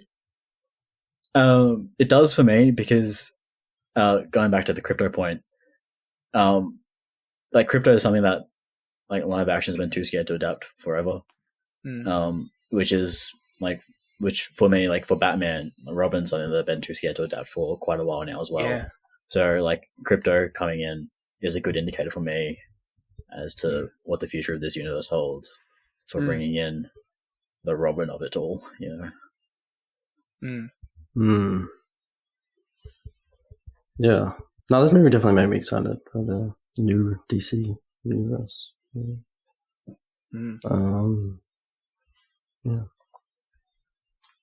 Yeah, I'm excited. I like how I just like what I'm hearing about some of these projects. Like, I listened to an interview with Gunn a while ago, and he was pretty adamant that like some projects have been developing slower than he would have liked. Like, I think that particularly that his Batman or whatever it is, and Batman's gonna be so hard to touch though. Like, let's Raven the Bold. Let's be honest.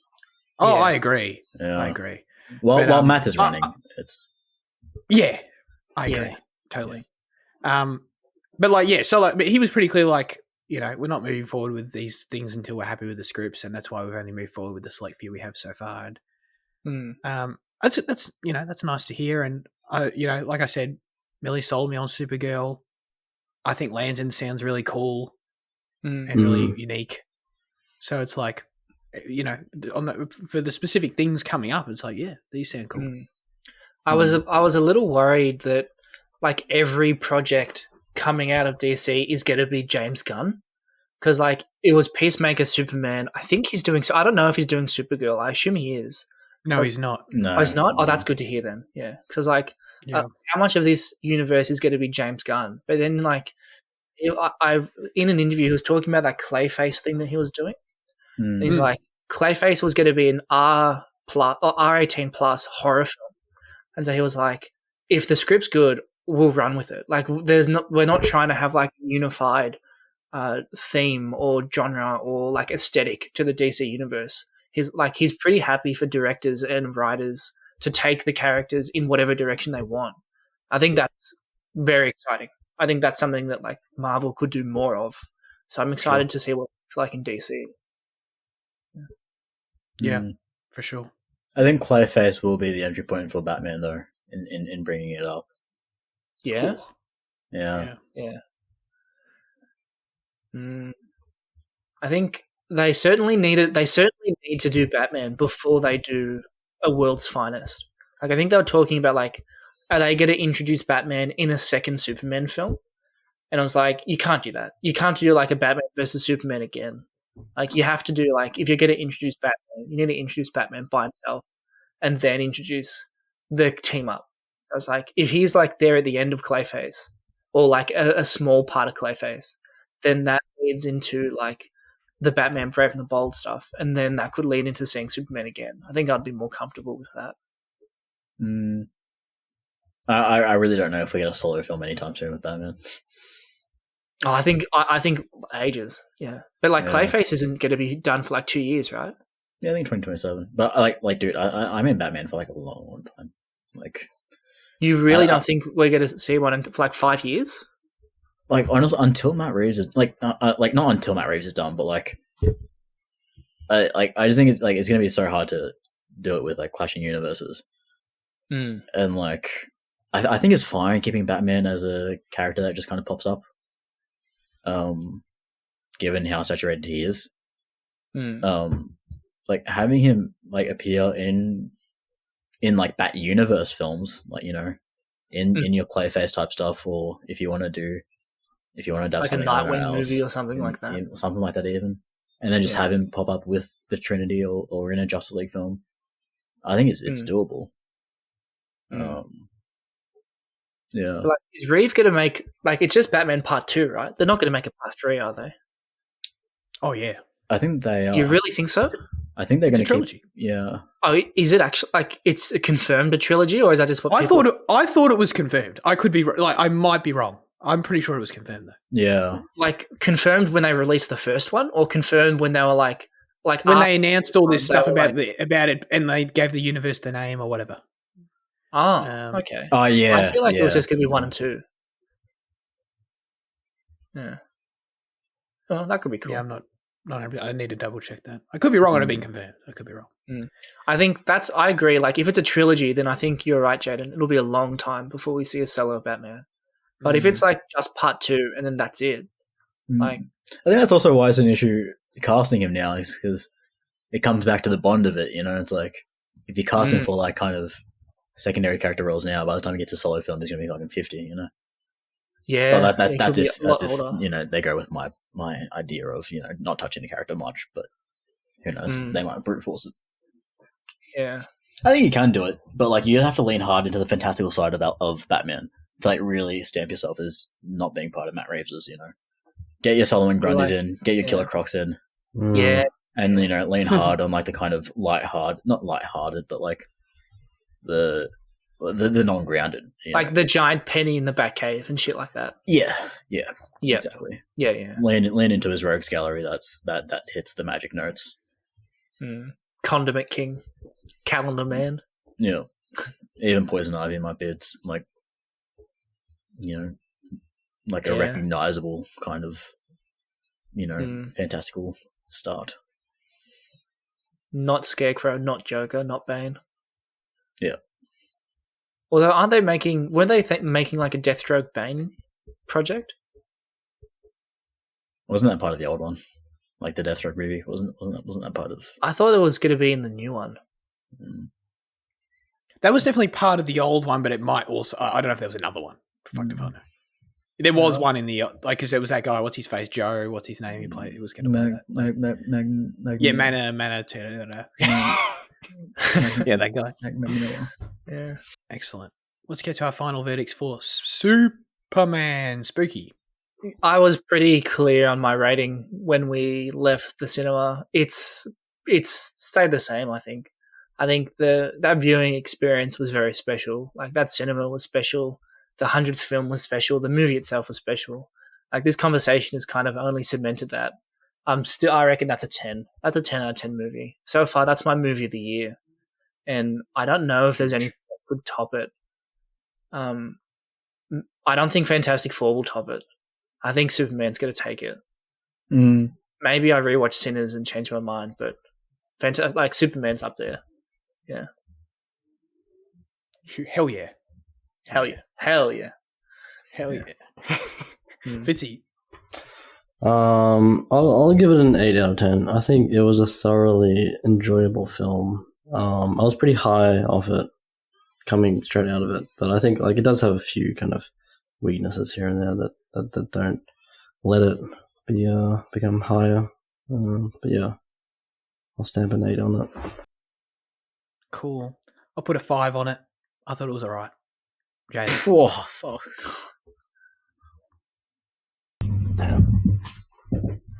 I'm there with Liam. 8. Nice. Epic. Nice. The guy who stood up and clapped in our theatre would be disgusted at me and very happy with you guys. Remember that guy? Yeah. Yeah, he stood up at the end and clapped. He wanted attention, that guy. Yeah. Well, you know, this Superman comes from the has guy 8 that letters, wooed so- Tenet when he said, "Give me my hot Jaden out here exposing me big time today, man. It's not fun for me. That's for sure. It's fun for everyone else.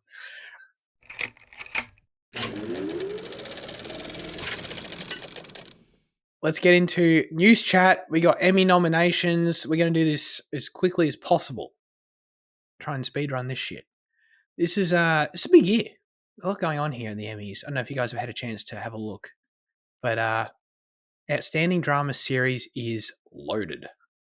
We've got Andor, The Diplomat, The Last of Us, Paradise, The Pit, Severance, Slow Horses, and The White Lotus. Huge. I don't know what Paradise is. I've never heard of that. It's the only one I've never heard of. Is that on, it's been on my Disney Plus watch list, and I was about to take it off this week. And then is Sterling K. Brown in that? Yeah. Oh, I do know it. Okay. Yeah. I haven't seen it yet. Yeah. But then I went to go check the rating to see if it's like something worth watching, and it's like all 8.2s or something like that on like IMDb. I was like, oh, better keep it. That's pretty good. Okay. All right. Man, this is a loaded category. I really want to believe that Andor can take it. I don't think it can beat Severance or The Pit, though. Yeah. But isn't The Pit a medical drama? Isn't it just fucking Grey's Anatomy? Like what's why so many people talking about it? It's much so good than that. Yeah. I've heard it's got really good things about it as well. But like, it's the highest IMDb score of these. Really? It's an 8.9, yeah. But it's not like a Grey's Anatomy drama. It's like what were you saying, Zach? It's like every episode is an hour on the shift. The whole thing plays out in real time. Like it's an intense experience. Yeah. Mm. Yeah, awesome. I've been talking about it for a while. I need to watch it. Yeah. There's so much good shit here. Like I love The White Lotus, obviously. Andor, I think it'd be awesome if Andor could pull it out, but I just don't see it happening. I think this is a race between The Pit and Severance. Yeah. They're going to be a tight one. I see that as well. Holy shit, it's going to be a tight one.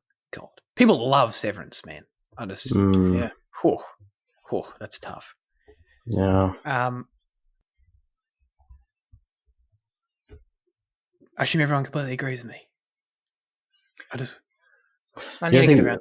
The White Lotus has a chance versus those. I don't. Unfortunately, no. I mean, I would not complain at all if it won. It's awesome. But yeah, I think the Severance is just too popular to like against White Lotus. Yeah. I don't know. Yeah, I don't know if this season of the White Lotus, I don't know if the White Lotus is the most critical, but I don't know how catered it is to the critics. Yeah. It's very popular, and I think it's fantastic. It does well with critics. I don't know if it does well with the awards, right? Isn't it? That's the difference, isn't it? Oh, I actually don't even know if it does well with critics at all, but I trust you if you say it does. But yeah, I don't think it got a great history of awards. Yeah, that's true too. Let's do we'll just do the main actor categories in both because they separate comedy and drama to my dismay, as usual. Lead actress. Wait, hang on. Do we want to do this? I feel like I can't ignore the actresses. That's rude of me. So we'll just go Kathy Bates in Matlock. I don't know what Matlock is. Sharon Horgan in Bad Sisters. Britt Lower in Severance. Bella Ramsey in The Last of Us, and Kerry Russell in The Diplomat. I feel like Britt's got to win that, right? For Severance. What is The Diplomat? I'd say so. And what is the other That's one that you mentioned? Netflix show where it's I don't know, it's got something to do with, I've not seen it, something to do with White House shit, where Kerry Russell's in it. And what is Bad Sisters? That's I want to say Netflix as well, Spooky? No, that's Apple TV Plus. Bad Sisters is Apple TV. Yeah. Okay. Who's in that again? There's someone in that, I think. Horgan? I don't know much about that. That's like I think Jessica. I'm seeing ads for that. Yeah, I could be wrong. Bad Sisters. My pick's on Brit for that. Oh no, I thought that was something different. No, I've not seen that. Oh, okay. I have heard of it. I thought that was something else. But Matlock was that's on Channel 10 at the moment. That's like a it's on Channel 10? Yeah. It's like a legal kind of drama. Where it's I thought it was. Kathy Bates is she's like a retired legal clerk that like goes to work for a building or like goes to work for a company that has her own agenda. She's trying to uncover the truth of something. I think it was like a reboot. I think Matlock was a series that came out years ago, and so they've sort of redone it. Dude, I'll tell you this: if it's on Channel 10, it has no chance. I guarantee you. That's a lock. It's on after NCIS. Oh, that's even worse. Outstanding lead actor in a drama series. This is stacked. Sterling K. Brown in Paradise, Gary Oldman in Slow Horses, Pedro Pascal in The Last of Us, Adam Scott in Severance, and Noah Weil in The Pit. Holy fuck. Man. Can Pedro even be called the lead actor for season 2? Well, that's a good question. I don't think Pedro wins that for that reason. I feel like that's like Gary Oldman. Like, I feel know. Like, I mean, I haven't seen it. I don't want to like. Yeah, but like, remember that was the answer to the trivia question. Yeah. So I was like, you know. No, it's between Noah and Adam Scott. Yeah, I agree. It's these two. I would have Noah guess it, but holy shit! Noah Wile's the Falling Skies guy, dude. No way! Dude. Hell yeah! I'm gonna watch that shit then. Yeah, dude, you should. He is phenomenal. So, but yeah, I agree with Fitzy. God, if I was a betting man, it'd be hard to not put money on Adam Scott for the Severance push. But Noah is fantastic. I agree. It's those two. That is tough. Supporting actor. This is actually pretty stacked too. We got Zach Cherry in Severance, Walton Goggins in The White Lotus, Jason Isaacs in The White Lotus, James Marsden in Paradise. Oh, he's in that too. Sam Rockwell in The White Lotus. That's a spoiler. Tram L. Tillman in Severance, and John Turturro in Severance. Severance is sweeping. It's insane. I know, man. Do people love Turturro that much where they'd give it to him? I reckon. He needs his flowers. I don't think he's really got him in the past, has he? Yeah. I can see it being like their way of shouting him out because if he didn't get it for the night of, then he deserves it for this. Let me just quickly search that. The career achievement Emmy for John. Man, like my personal pick, I feel like Fitzy's with me. It's Sam Rockwell.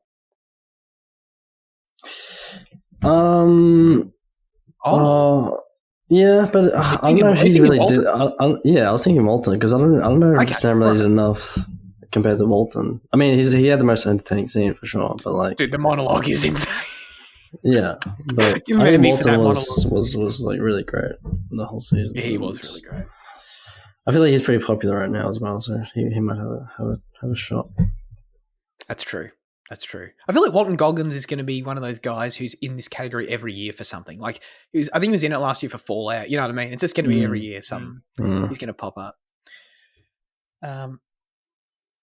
Supporting actress is Patricia Arquette for Severance, Kerry Coon in The White Lotus, Catherine Lanassa in The Pit, Julianne Nicholson in Paradise, Parker Posey, in The White Lotus, Natasha Rothwell for The White Lotus, and Amy Lou Wood for The White Lotus. Fitzy, remember who's Natasha Rothwell in The White Lotus? Oh no, I know that's Belinda. Sorry, I remembered at the last second. Man,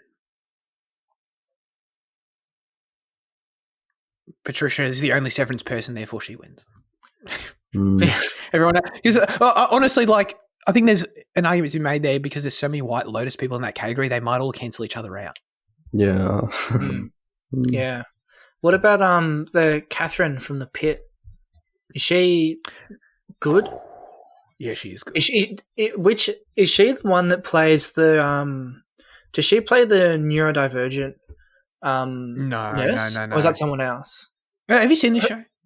No, but I've seen like clips of it. And I know that her performance in particular has been praised for its portrayal of autism. And I know that that's got a lot of positive around it. So I wasn't sure if she was given like a best supporting for her role. Yeah, that's interesting. No. She Catherine plays the I don't know the name of the job or whatever. But she's like the receptionist is super reductive, but I guess the receptionist. Change nurse is what, or charge nurse is what they. Sure, that's what the position is called. Yeah, okay. Yeah. No, she's really good. Is she the blonde or the redhead? She's woman? blonde. Oh, okay. There you go. We're distilling it down to that now. But Well, that's there's fine. like the blonde one. There's no. out of the nurses. There's like No. I saw an episode like last week. I'm trying to reel it back. So you've seen 2 episodes now?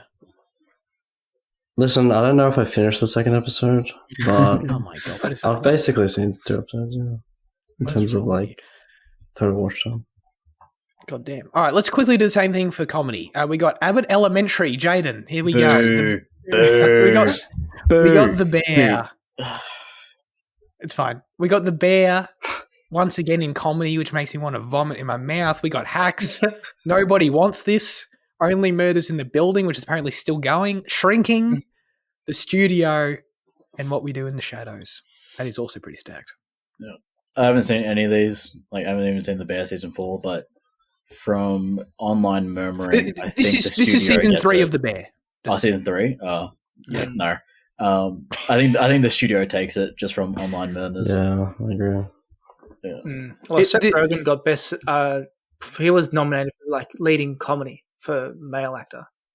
We'll get there. Yeah. I've only got 2 episodes left of The Studio. I haven't heard anything about its reception online. It is hilarious. So, I also like, isn't it really funny when the these bear other shows. breaks down? You know, that's so funny. That's so funny when he breaks down. It's so funny, man. What do you mean? Exactly. It was so funny when we watched Jamie Lee Curtis in a hospital for 30 minutes ranting. Anyway, man, I think Shrinking's really funny. I really like that show. I really like Hacks. I'm a huge Hacks guy. Hacks won last year. But yeah, I think The Studio's the new thing on the block. It's got huge momentum. It's also awesome if The Studio wins awards at these because the whole thing is a piss take on this. And that would be fantastic. That would be so meta. I'd love that. Okay, lead actor Adam Brody and Nobody Wants This. I don't know what that show is. Do you guys know what that is? Isn't that about like the rabbi that starts dating someone or something like that? It's something cringe. Okay, I've never heard of that. Didn't you? No, never mind. No, you're right. An agnostic sex podcaster and a newly single rabbi fall in love. I was gonna say it wasn't one of your mom's top TV series of 2024, Zach? Was it? I think it was. That sounds somewhat familiar. Oh, you might be right. Yeah. Wait, who was the lead actress? Wait, is that coming up? Kristen Bell. Oh, yes. No, you're right. I didn't realize that was the Kristen Bell show. Yeah, you're right. You're actually totally right. Okay, Seth Rogen in The Studio, Jason Segel in Shrinking, Martin Short in Only Murders, and Jeremy Allen White in The Bear. Has Martin Short ever won for Only Murders? Good question. I don't think for Only Murders. Why do they give it to him and not Steve Martin? I'm not. Yeah, I was actually about to say. I don't disagree. It's like I don't. I'm not saying like they're the same. Like, why do you choose one over the other? Well, Steve Martin plays more of like the normal dude, doesn't he? And then Martin Short's like the quirky guy. So I think they just default like to the quirky. Everyone's guy. pretty quirky in that show, to be fair. But yeah, but Martin Short's a little more eccentric. Like I think, Steve Martin's meant to be. Oh no, Selena Gomez is a straight man, isn't she? And it's like everyone else. Steve Martin's the one, like in the first season, which is like the only season. He's like the guy who doesn't understand like technology, and then he's like the old boring guy, and then Selena Gomez is like, oh, you don't understand how to put a story on Instagram. Yeah.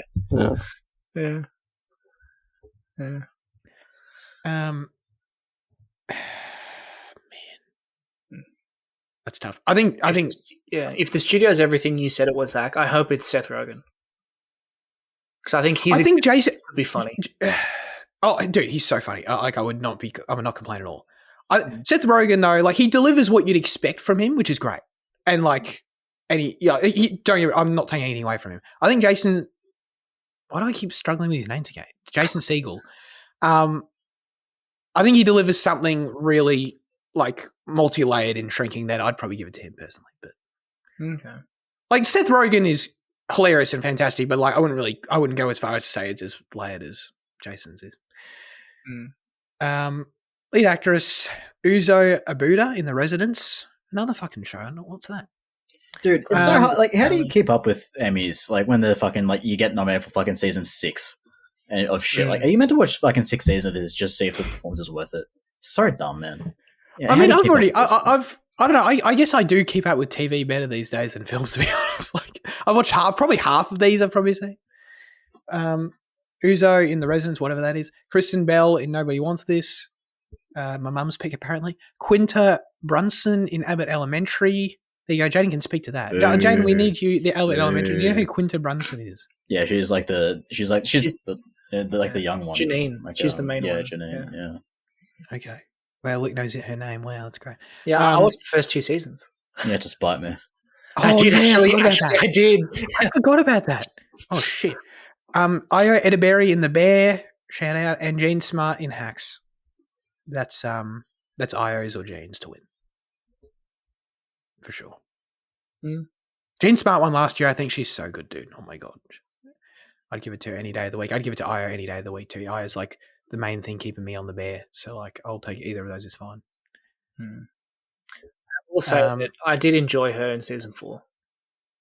You've seen all of season 4? Yeah, I watched it all in one day. Or like 2 days. That was a mistake. Wow. Yeah. I've seen 6 so far. I'm probably finished it this week. Yeah. But they'll be nominated for that next year because that's how long that shit takes. Okay, well, that's good to hear. I'll vote for it. Yeah. The last one as supporting actor in this category goes to, oh my god, Ike Barinholtz. I think that's actually it. Ike Barinholtz in The Studio, who's like the main number 2 guy. He's great. Coleman Domingo, The 4 Seasons. Harrison Ford in Shrinking. Jeff Hiller in Somebody Somewhere. Eben Moss, we've never agreed on how to say the guy's name, in The Bear. And Michael Urie in Shrinking. Wait, what? And Bowen Yang in Saturday Night Live. Do they count that in this? Dude, how is this guy popular? Weird. Like I don't know if do you guys watch SNL at all? Like, is he the dude with glasses? He was in Wicked as well. Yeah. I'm thinking of him. Dude, yeah. Like SNL's hard to watch, and he's like one of the hardest ones to watch as well.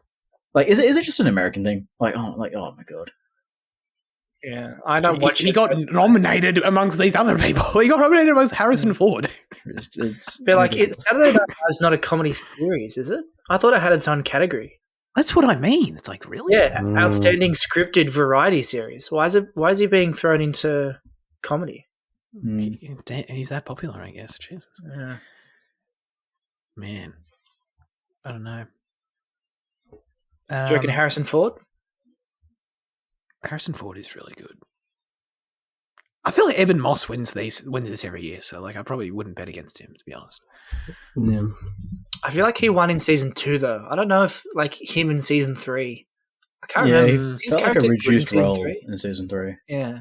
Because he was fighting with Kami the entire season. Yeah. He peaked in season 2 when he had his old like character arc.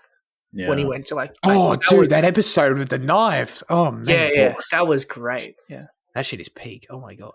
Yeah. Okay, last one. Supporting the same thing. Supporting actress in a comedy. Lisa Colin Zayas in The Bear. Oh, she must be Tina.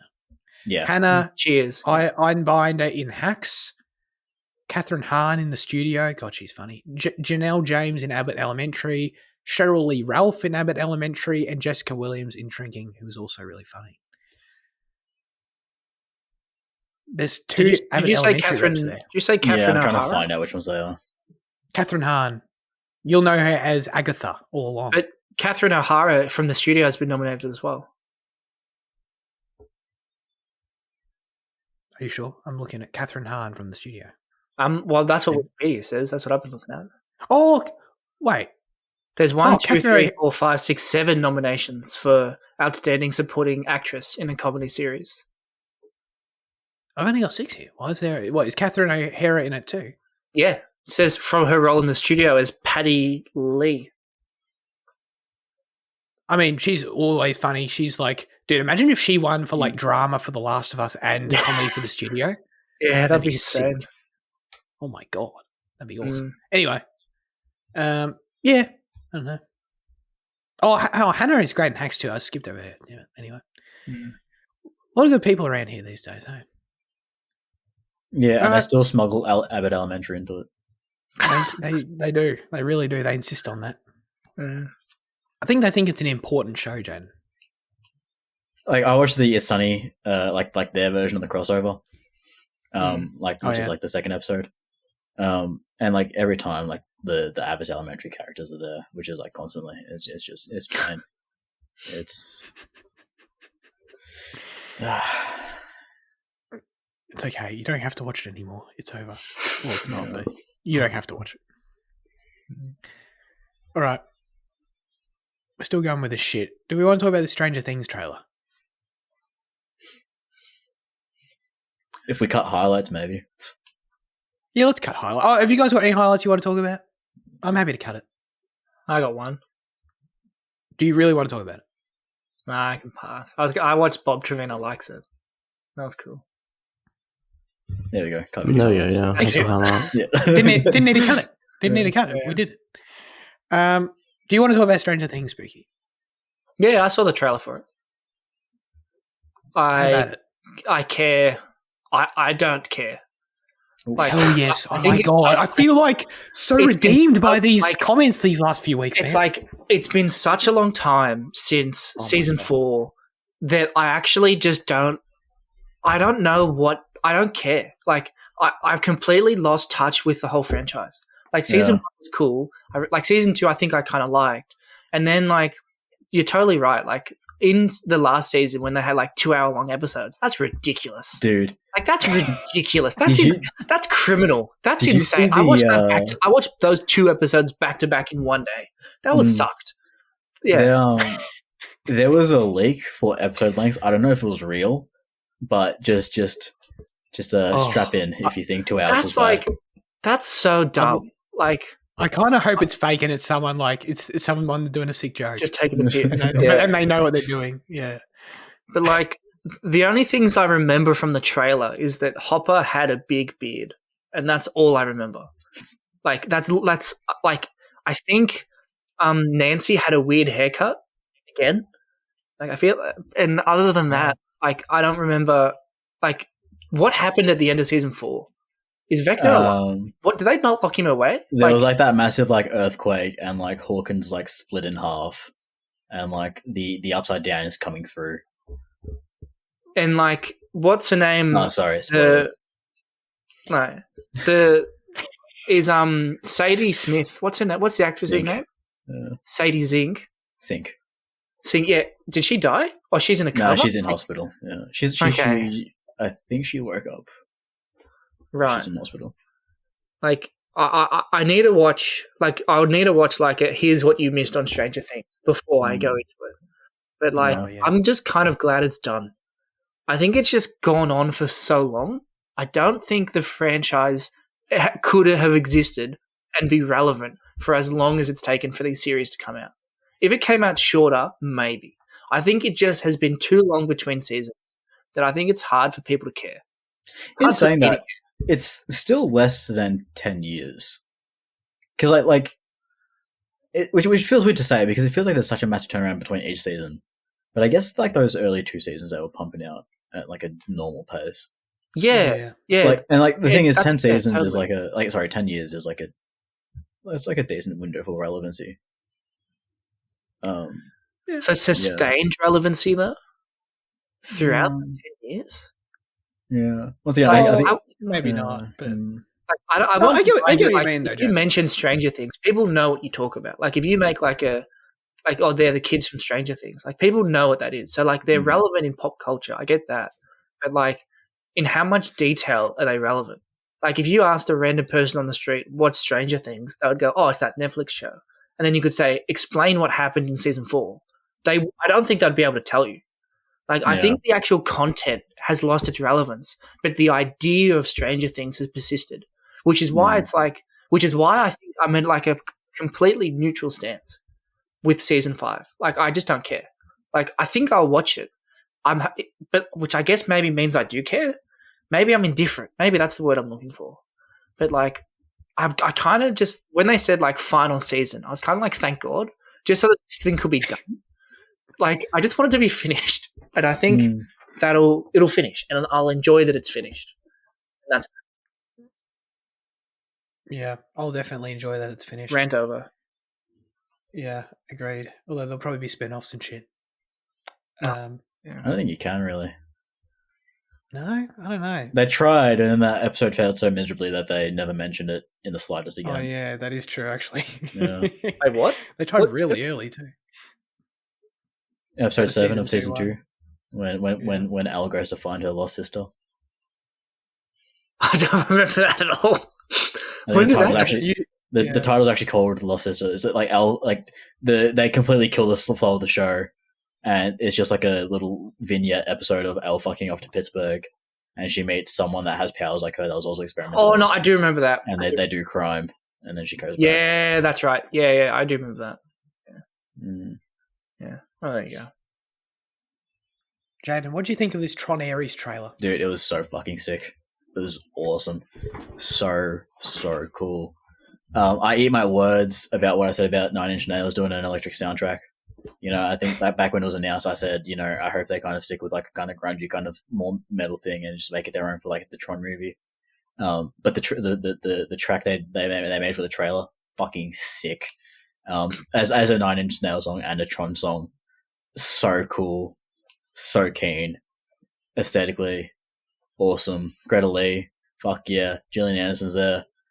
Peter, I mean, not Peter. What was his name? Evan Peters. Evan Peters. Yeah. He's there. Oh, yeah. Fucking Jeff is back. So sick. Oh, So cool. Dude, Did Jared Leto get cancelled? Yeah, he's there, which is unfortunate, but fuck it, you know. He's been campaigning for that movie for like 10 years, so it's like kind of hard for him to not be in it.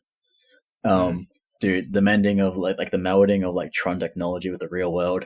Dude, I can't even tell you how many fucking dreams I had when I was a kid, like after finishing Tron, and be like, imagine if you had a fucking light cycle in real life and you turned on the fucking stream on the highway. So cool. So fucking cool. I'm so keen. Nice. Disney's literally making your dreams come true right here. Yeah. That's crazy. Speaky, what do you think? Tron's a weird thing where, like, I don't think I ever got into Tron. So, like, it doesn't hold a special place in my heart. But it seems like everyone else, it does. So, like... No, it didn't. There's fucking a bunch of revisionism going on recently. In the past 3 years, everyone's like, oh, it's so sick. Fuck off, you went there.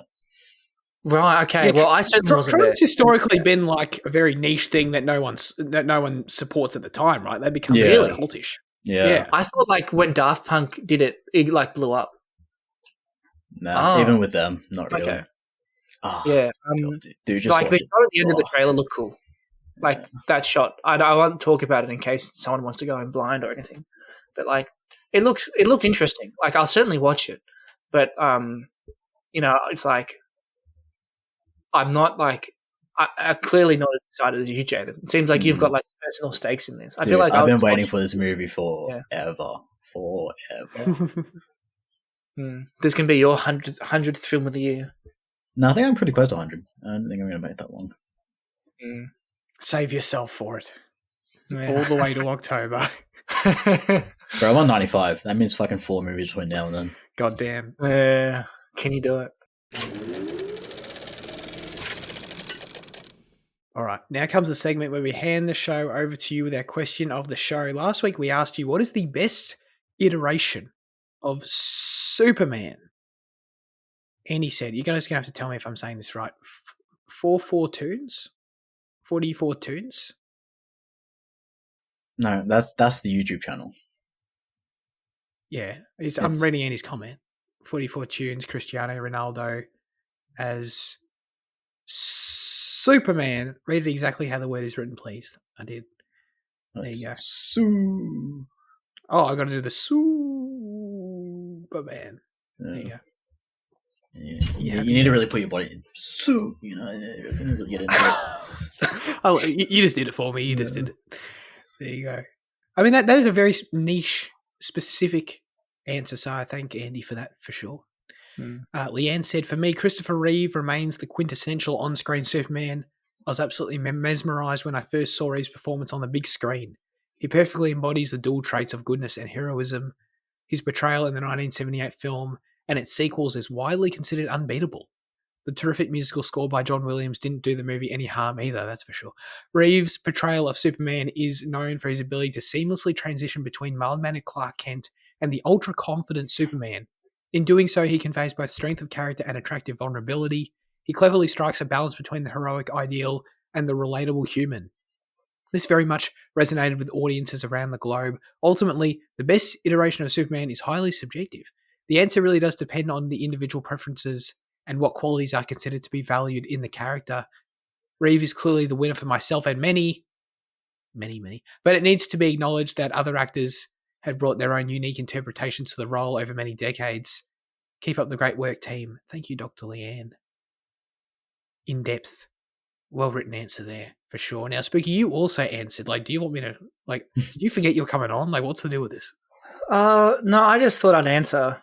Just so it's nice. there, just to keep the mystery, I can talk about it if you want, or you can read it. I'm not fast. I'll talk about it. Yeah.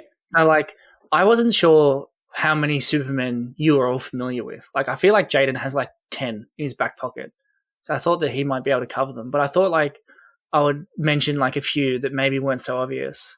I mean, I say that, and then I say Brandon Routh, which is very obvious. He was great in Superman Returns. But then, when they did the crossover event on the CW, he reprised his role as Superman. And so, that was cool to see. So, that specific reprised Superman Return Brandon Routh, that was fun.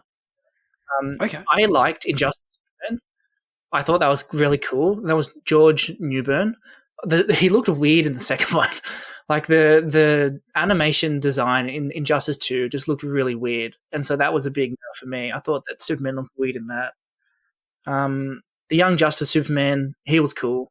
But the point I was making is that I couldn't tell if that was a good Superman performance alone or if that was a really good Superman in a Justice League performance. And I feel like they're separate things. I think it's really hard because he's not in it much. It's hard to tell. Yeah. When he is there, I think his stuff with Connor is strong though. Yeah, that stuff's really cool. The resentment or the mistrust, initial, it's Yeah. And then the other ones I was going to mention is Mark Harmon, the Gibbs from NCIS, voices Superman in one animated movie. So I was I'll throw him in. Wow. And then Tyler Hetchen was the one from the CW in Superman and Lois and the Supergirl show. He did a pretty good job. I think he did a really good job, especially because his Superman was around at the same time as Henry Cavill. And so I think him being a Superman existing in that media, having Henry Cavill as his immediate rival, Brandon Routh did it after Christopher Reeve. Tyler did it the same time as Mark Hamill. Well, not Mark Hamill, Henry Cavill. That's pretty ballsy. And so I think he actually did a pretty good job of that. I only hear positive things about his take on Superman. Yeah, he did a really good Superman. And then, but it's, as Liam can attest, it's the year of Jack Quaid, baby. So the best Superman is Jack Quaid from My Adventures with Superman. Oh, good. Wow, I didn't know you played that. Yeah. Holy shit! Wow, that's. I was going to ask if people like Brandon Routh because, correct me if I'm wrong, right? The movie's not super well regarded. Returns. No, I was talking with my mate about it this week though. Returns, Routh is meant to be Christopher Reeve's Superman. Yeah, canonically, he's the same dude, right? After number 2. So, I don't know, I just don't remember enough about the movie. I watched it very young. But, I don't remember, I don't know, comparing him to Reeves or, even, if he did his own thing. I just don't remember, how decent he was. But, the movie is not, it's not well regarded. That's when he lifts up the planet of Kryptonite. That's awesome. That's when he lifts up the whole continent made of kryptonite. And Kevin Spacey's Lex Luther, but we don't talk about that.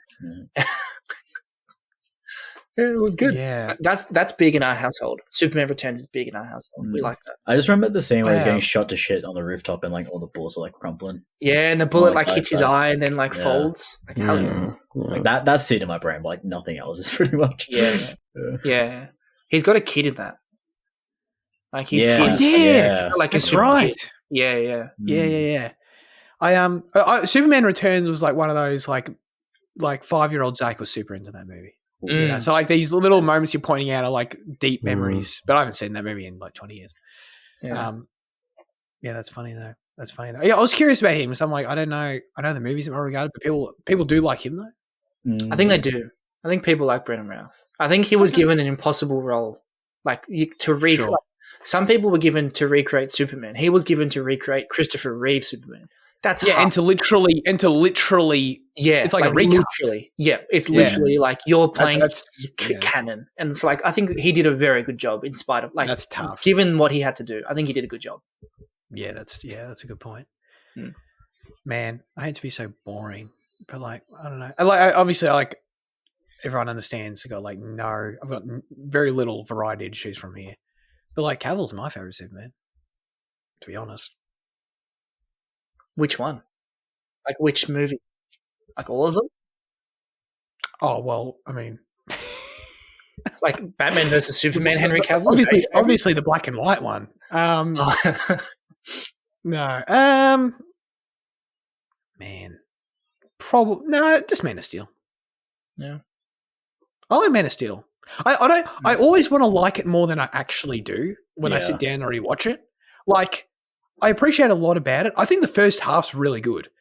I just always end up getting a bit disinterested by the second half. By the time we get to like Lois Lane, like running around the spaceships, I'm like, I don't know. But then I always remember it more fondly than that, you know. Because I do really like Cavill. I love the whole first half where he's like wandering around, like I know he's like a truckie and all this shit, and he's like, I don't know, he's just like trying to find himself. I like that shit. I think that's good. So yeah, that's my boring answer, Jaden. I hate to be the guy, but like Corenswet, maybe, like genuinely, recency bias is probably like a massive factor of it. The other thing is I just like I've watched quite a few of the DC animated films, but then in most of those, like even like in the Superman Batman film, like from 2010, like Superman like Batman almost like really overshadows him. Like it's hard, it's like I think the 2019-ish one, like Reign of Superman, I think that's like a good one. Reign of the Superman, maybe, I think that's what it's called. But that one there's like four of them, like the dude in the suit, the clone. Yeah. Yeah. But like it's hard for them to like really kind of, once again, because like I feel like in animators when you get like more typical of the character of just like the perfect person, like the perfect being. So I think I might have the boring answer. Like, not really boring. I don't want to undersell David, but he might be my favorite. And once again, like I love Injustice. I love it, but I also don't want to be the guy to say Injustice Superman, because then I'm going to get clowned on. No, I'd have you back. Yeah, just not Injustice 2. Yeah, two against the world. I'm talking about comics, not games. All the comics. Yeah. Maybe it's influenced by the fact that I met Mark Taylor like twice, but Did you really? Yeah. Oh wow. Yeah, he's cool. But yeah, I think that's also bias coming through, like for the Injustice's reason. Yeah. Yeah, David. Hell yeah, Fitzy. I think it ultimately like will be David. I think like I like Brandon. I'm kind of impartial. I'm kind of indifferent to Henry Cavill, but I think like Reeves is probably the strongest at the moment. But I think just once we get more of Corenswet, he'll kind of overtake him. Just when we see him kind of be challenged more, you know, kind of do more in a Justice League kind of thing or a group thing. But yeah, I think he's a great Superman. So yeah, I'll choose. I mean, I'm choosing David, I guess, like long term. Yeah. Nice. No one said Tom Welling. Like, is no one a Smallville fan? No. Oh, he looks like a Superman, but I haven't seen anything from it. Isn't it like 10 seasons as well? Like, that's crazy. There's a lot of it. Yeah. Yeah. No, unfortunately not. I mean, I will say this, like, historically the casting of live action Superman, I don't think they've ever casted a live action Superman who doesn't look the part. Like every single one of them, I'm just like, yeah, I see it totally. What about the 1950s? Not that it's that hard, to be fair, but. All right. As always, we'd love you to submit your responses, thoughts, and/or reviews for next week's film in the YouTube or Instagram comment section, or join the Discord server. This week, the specific question we'll be asking you is, what is the movie trivia you have heard repeated the most? And you're sick of it. You know what I mean? People try and tell you at parties, oh, did you know that, well, I don't know, what's the one always related to, I don't want to spoil next week's. Anyway, you know what I'm talking about. What's the one you've heard repeated the most and you get it? Let us know. That's it for this week's episode of Cinema Effect. Thanks everyone for tuning in. It's been a long one. Fitzy, what are we doing next week? We are doing the poll winner, A History of Violence, which Zach is just completely wrapped about. And that's on Netflix, I believe. Could be on something else, but it's definitely on Netflix Australia. Viggo Mortensen film, David Cronenberg film, Ed Harris film. Wait, is it a Cronenberg film? Yeah. Dude, I genuinely never knew that. It's one of those interesting movie trivia facts, you know. Nice. All right. We'll see you all then. I appreciate everyone for tuning in. I appreciate Liam and Jana for joining me as always, as well as our special guest, the Soul Slayer. Hey. That's Luke. Have a great rest of your week and goodbye.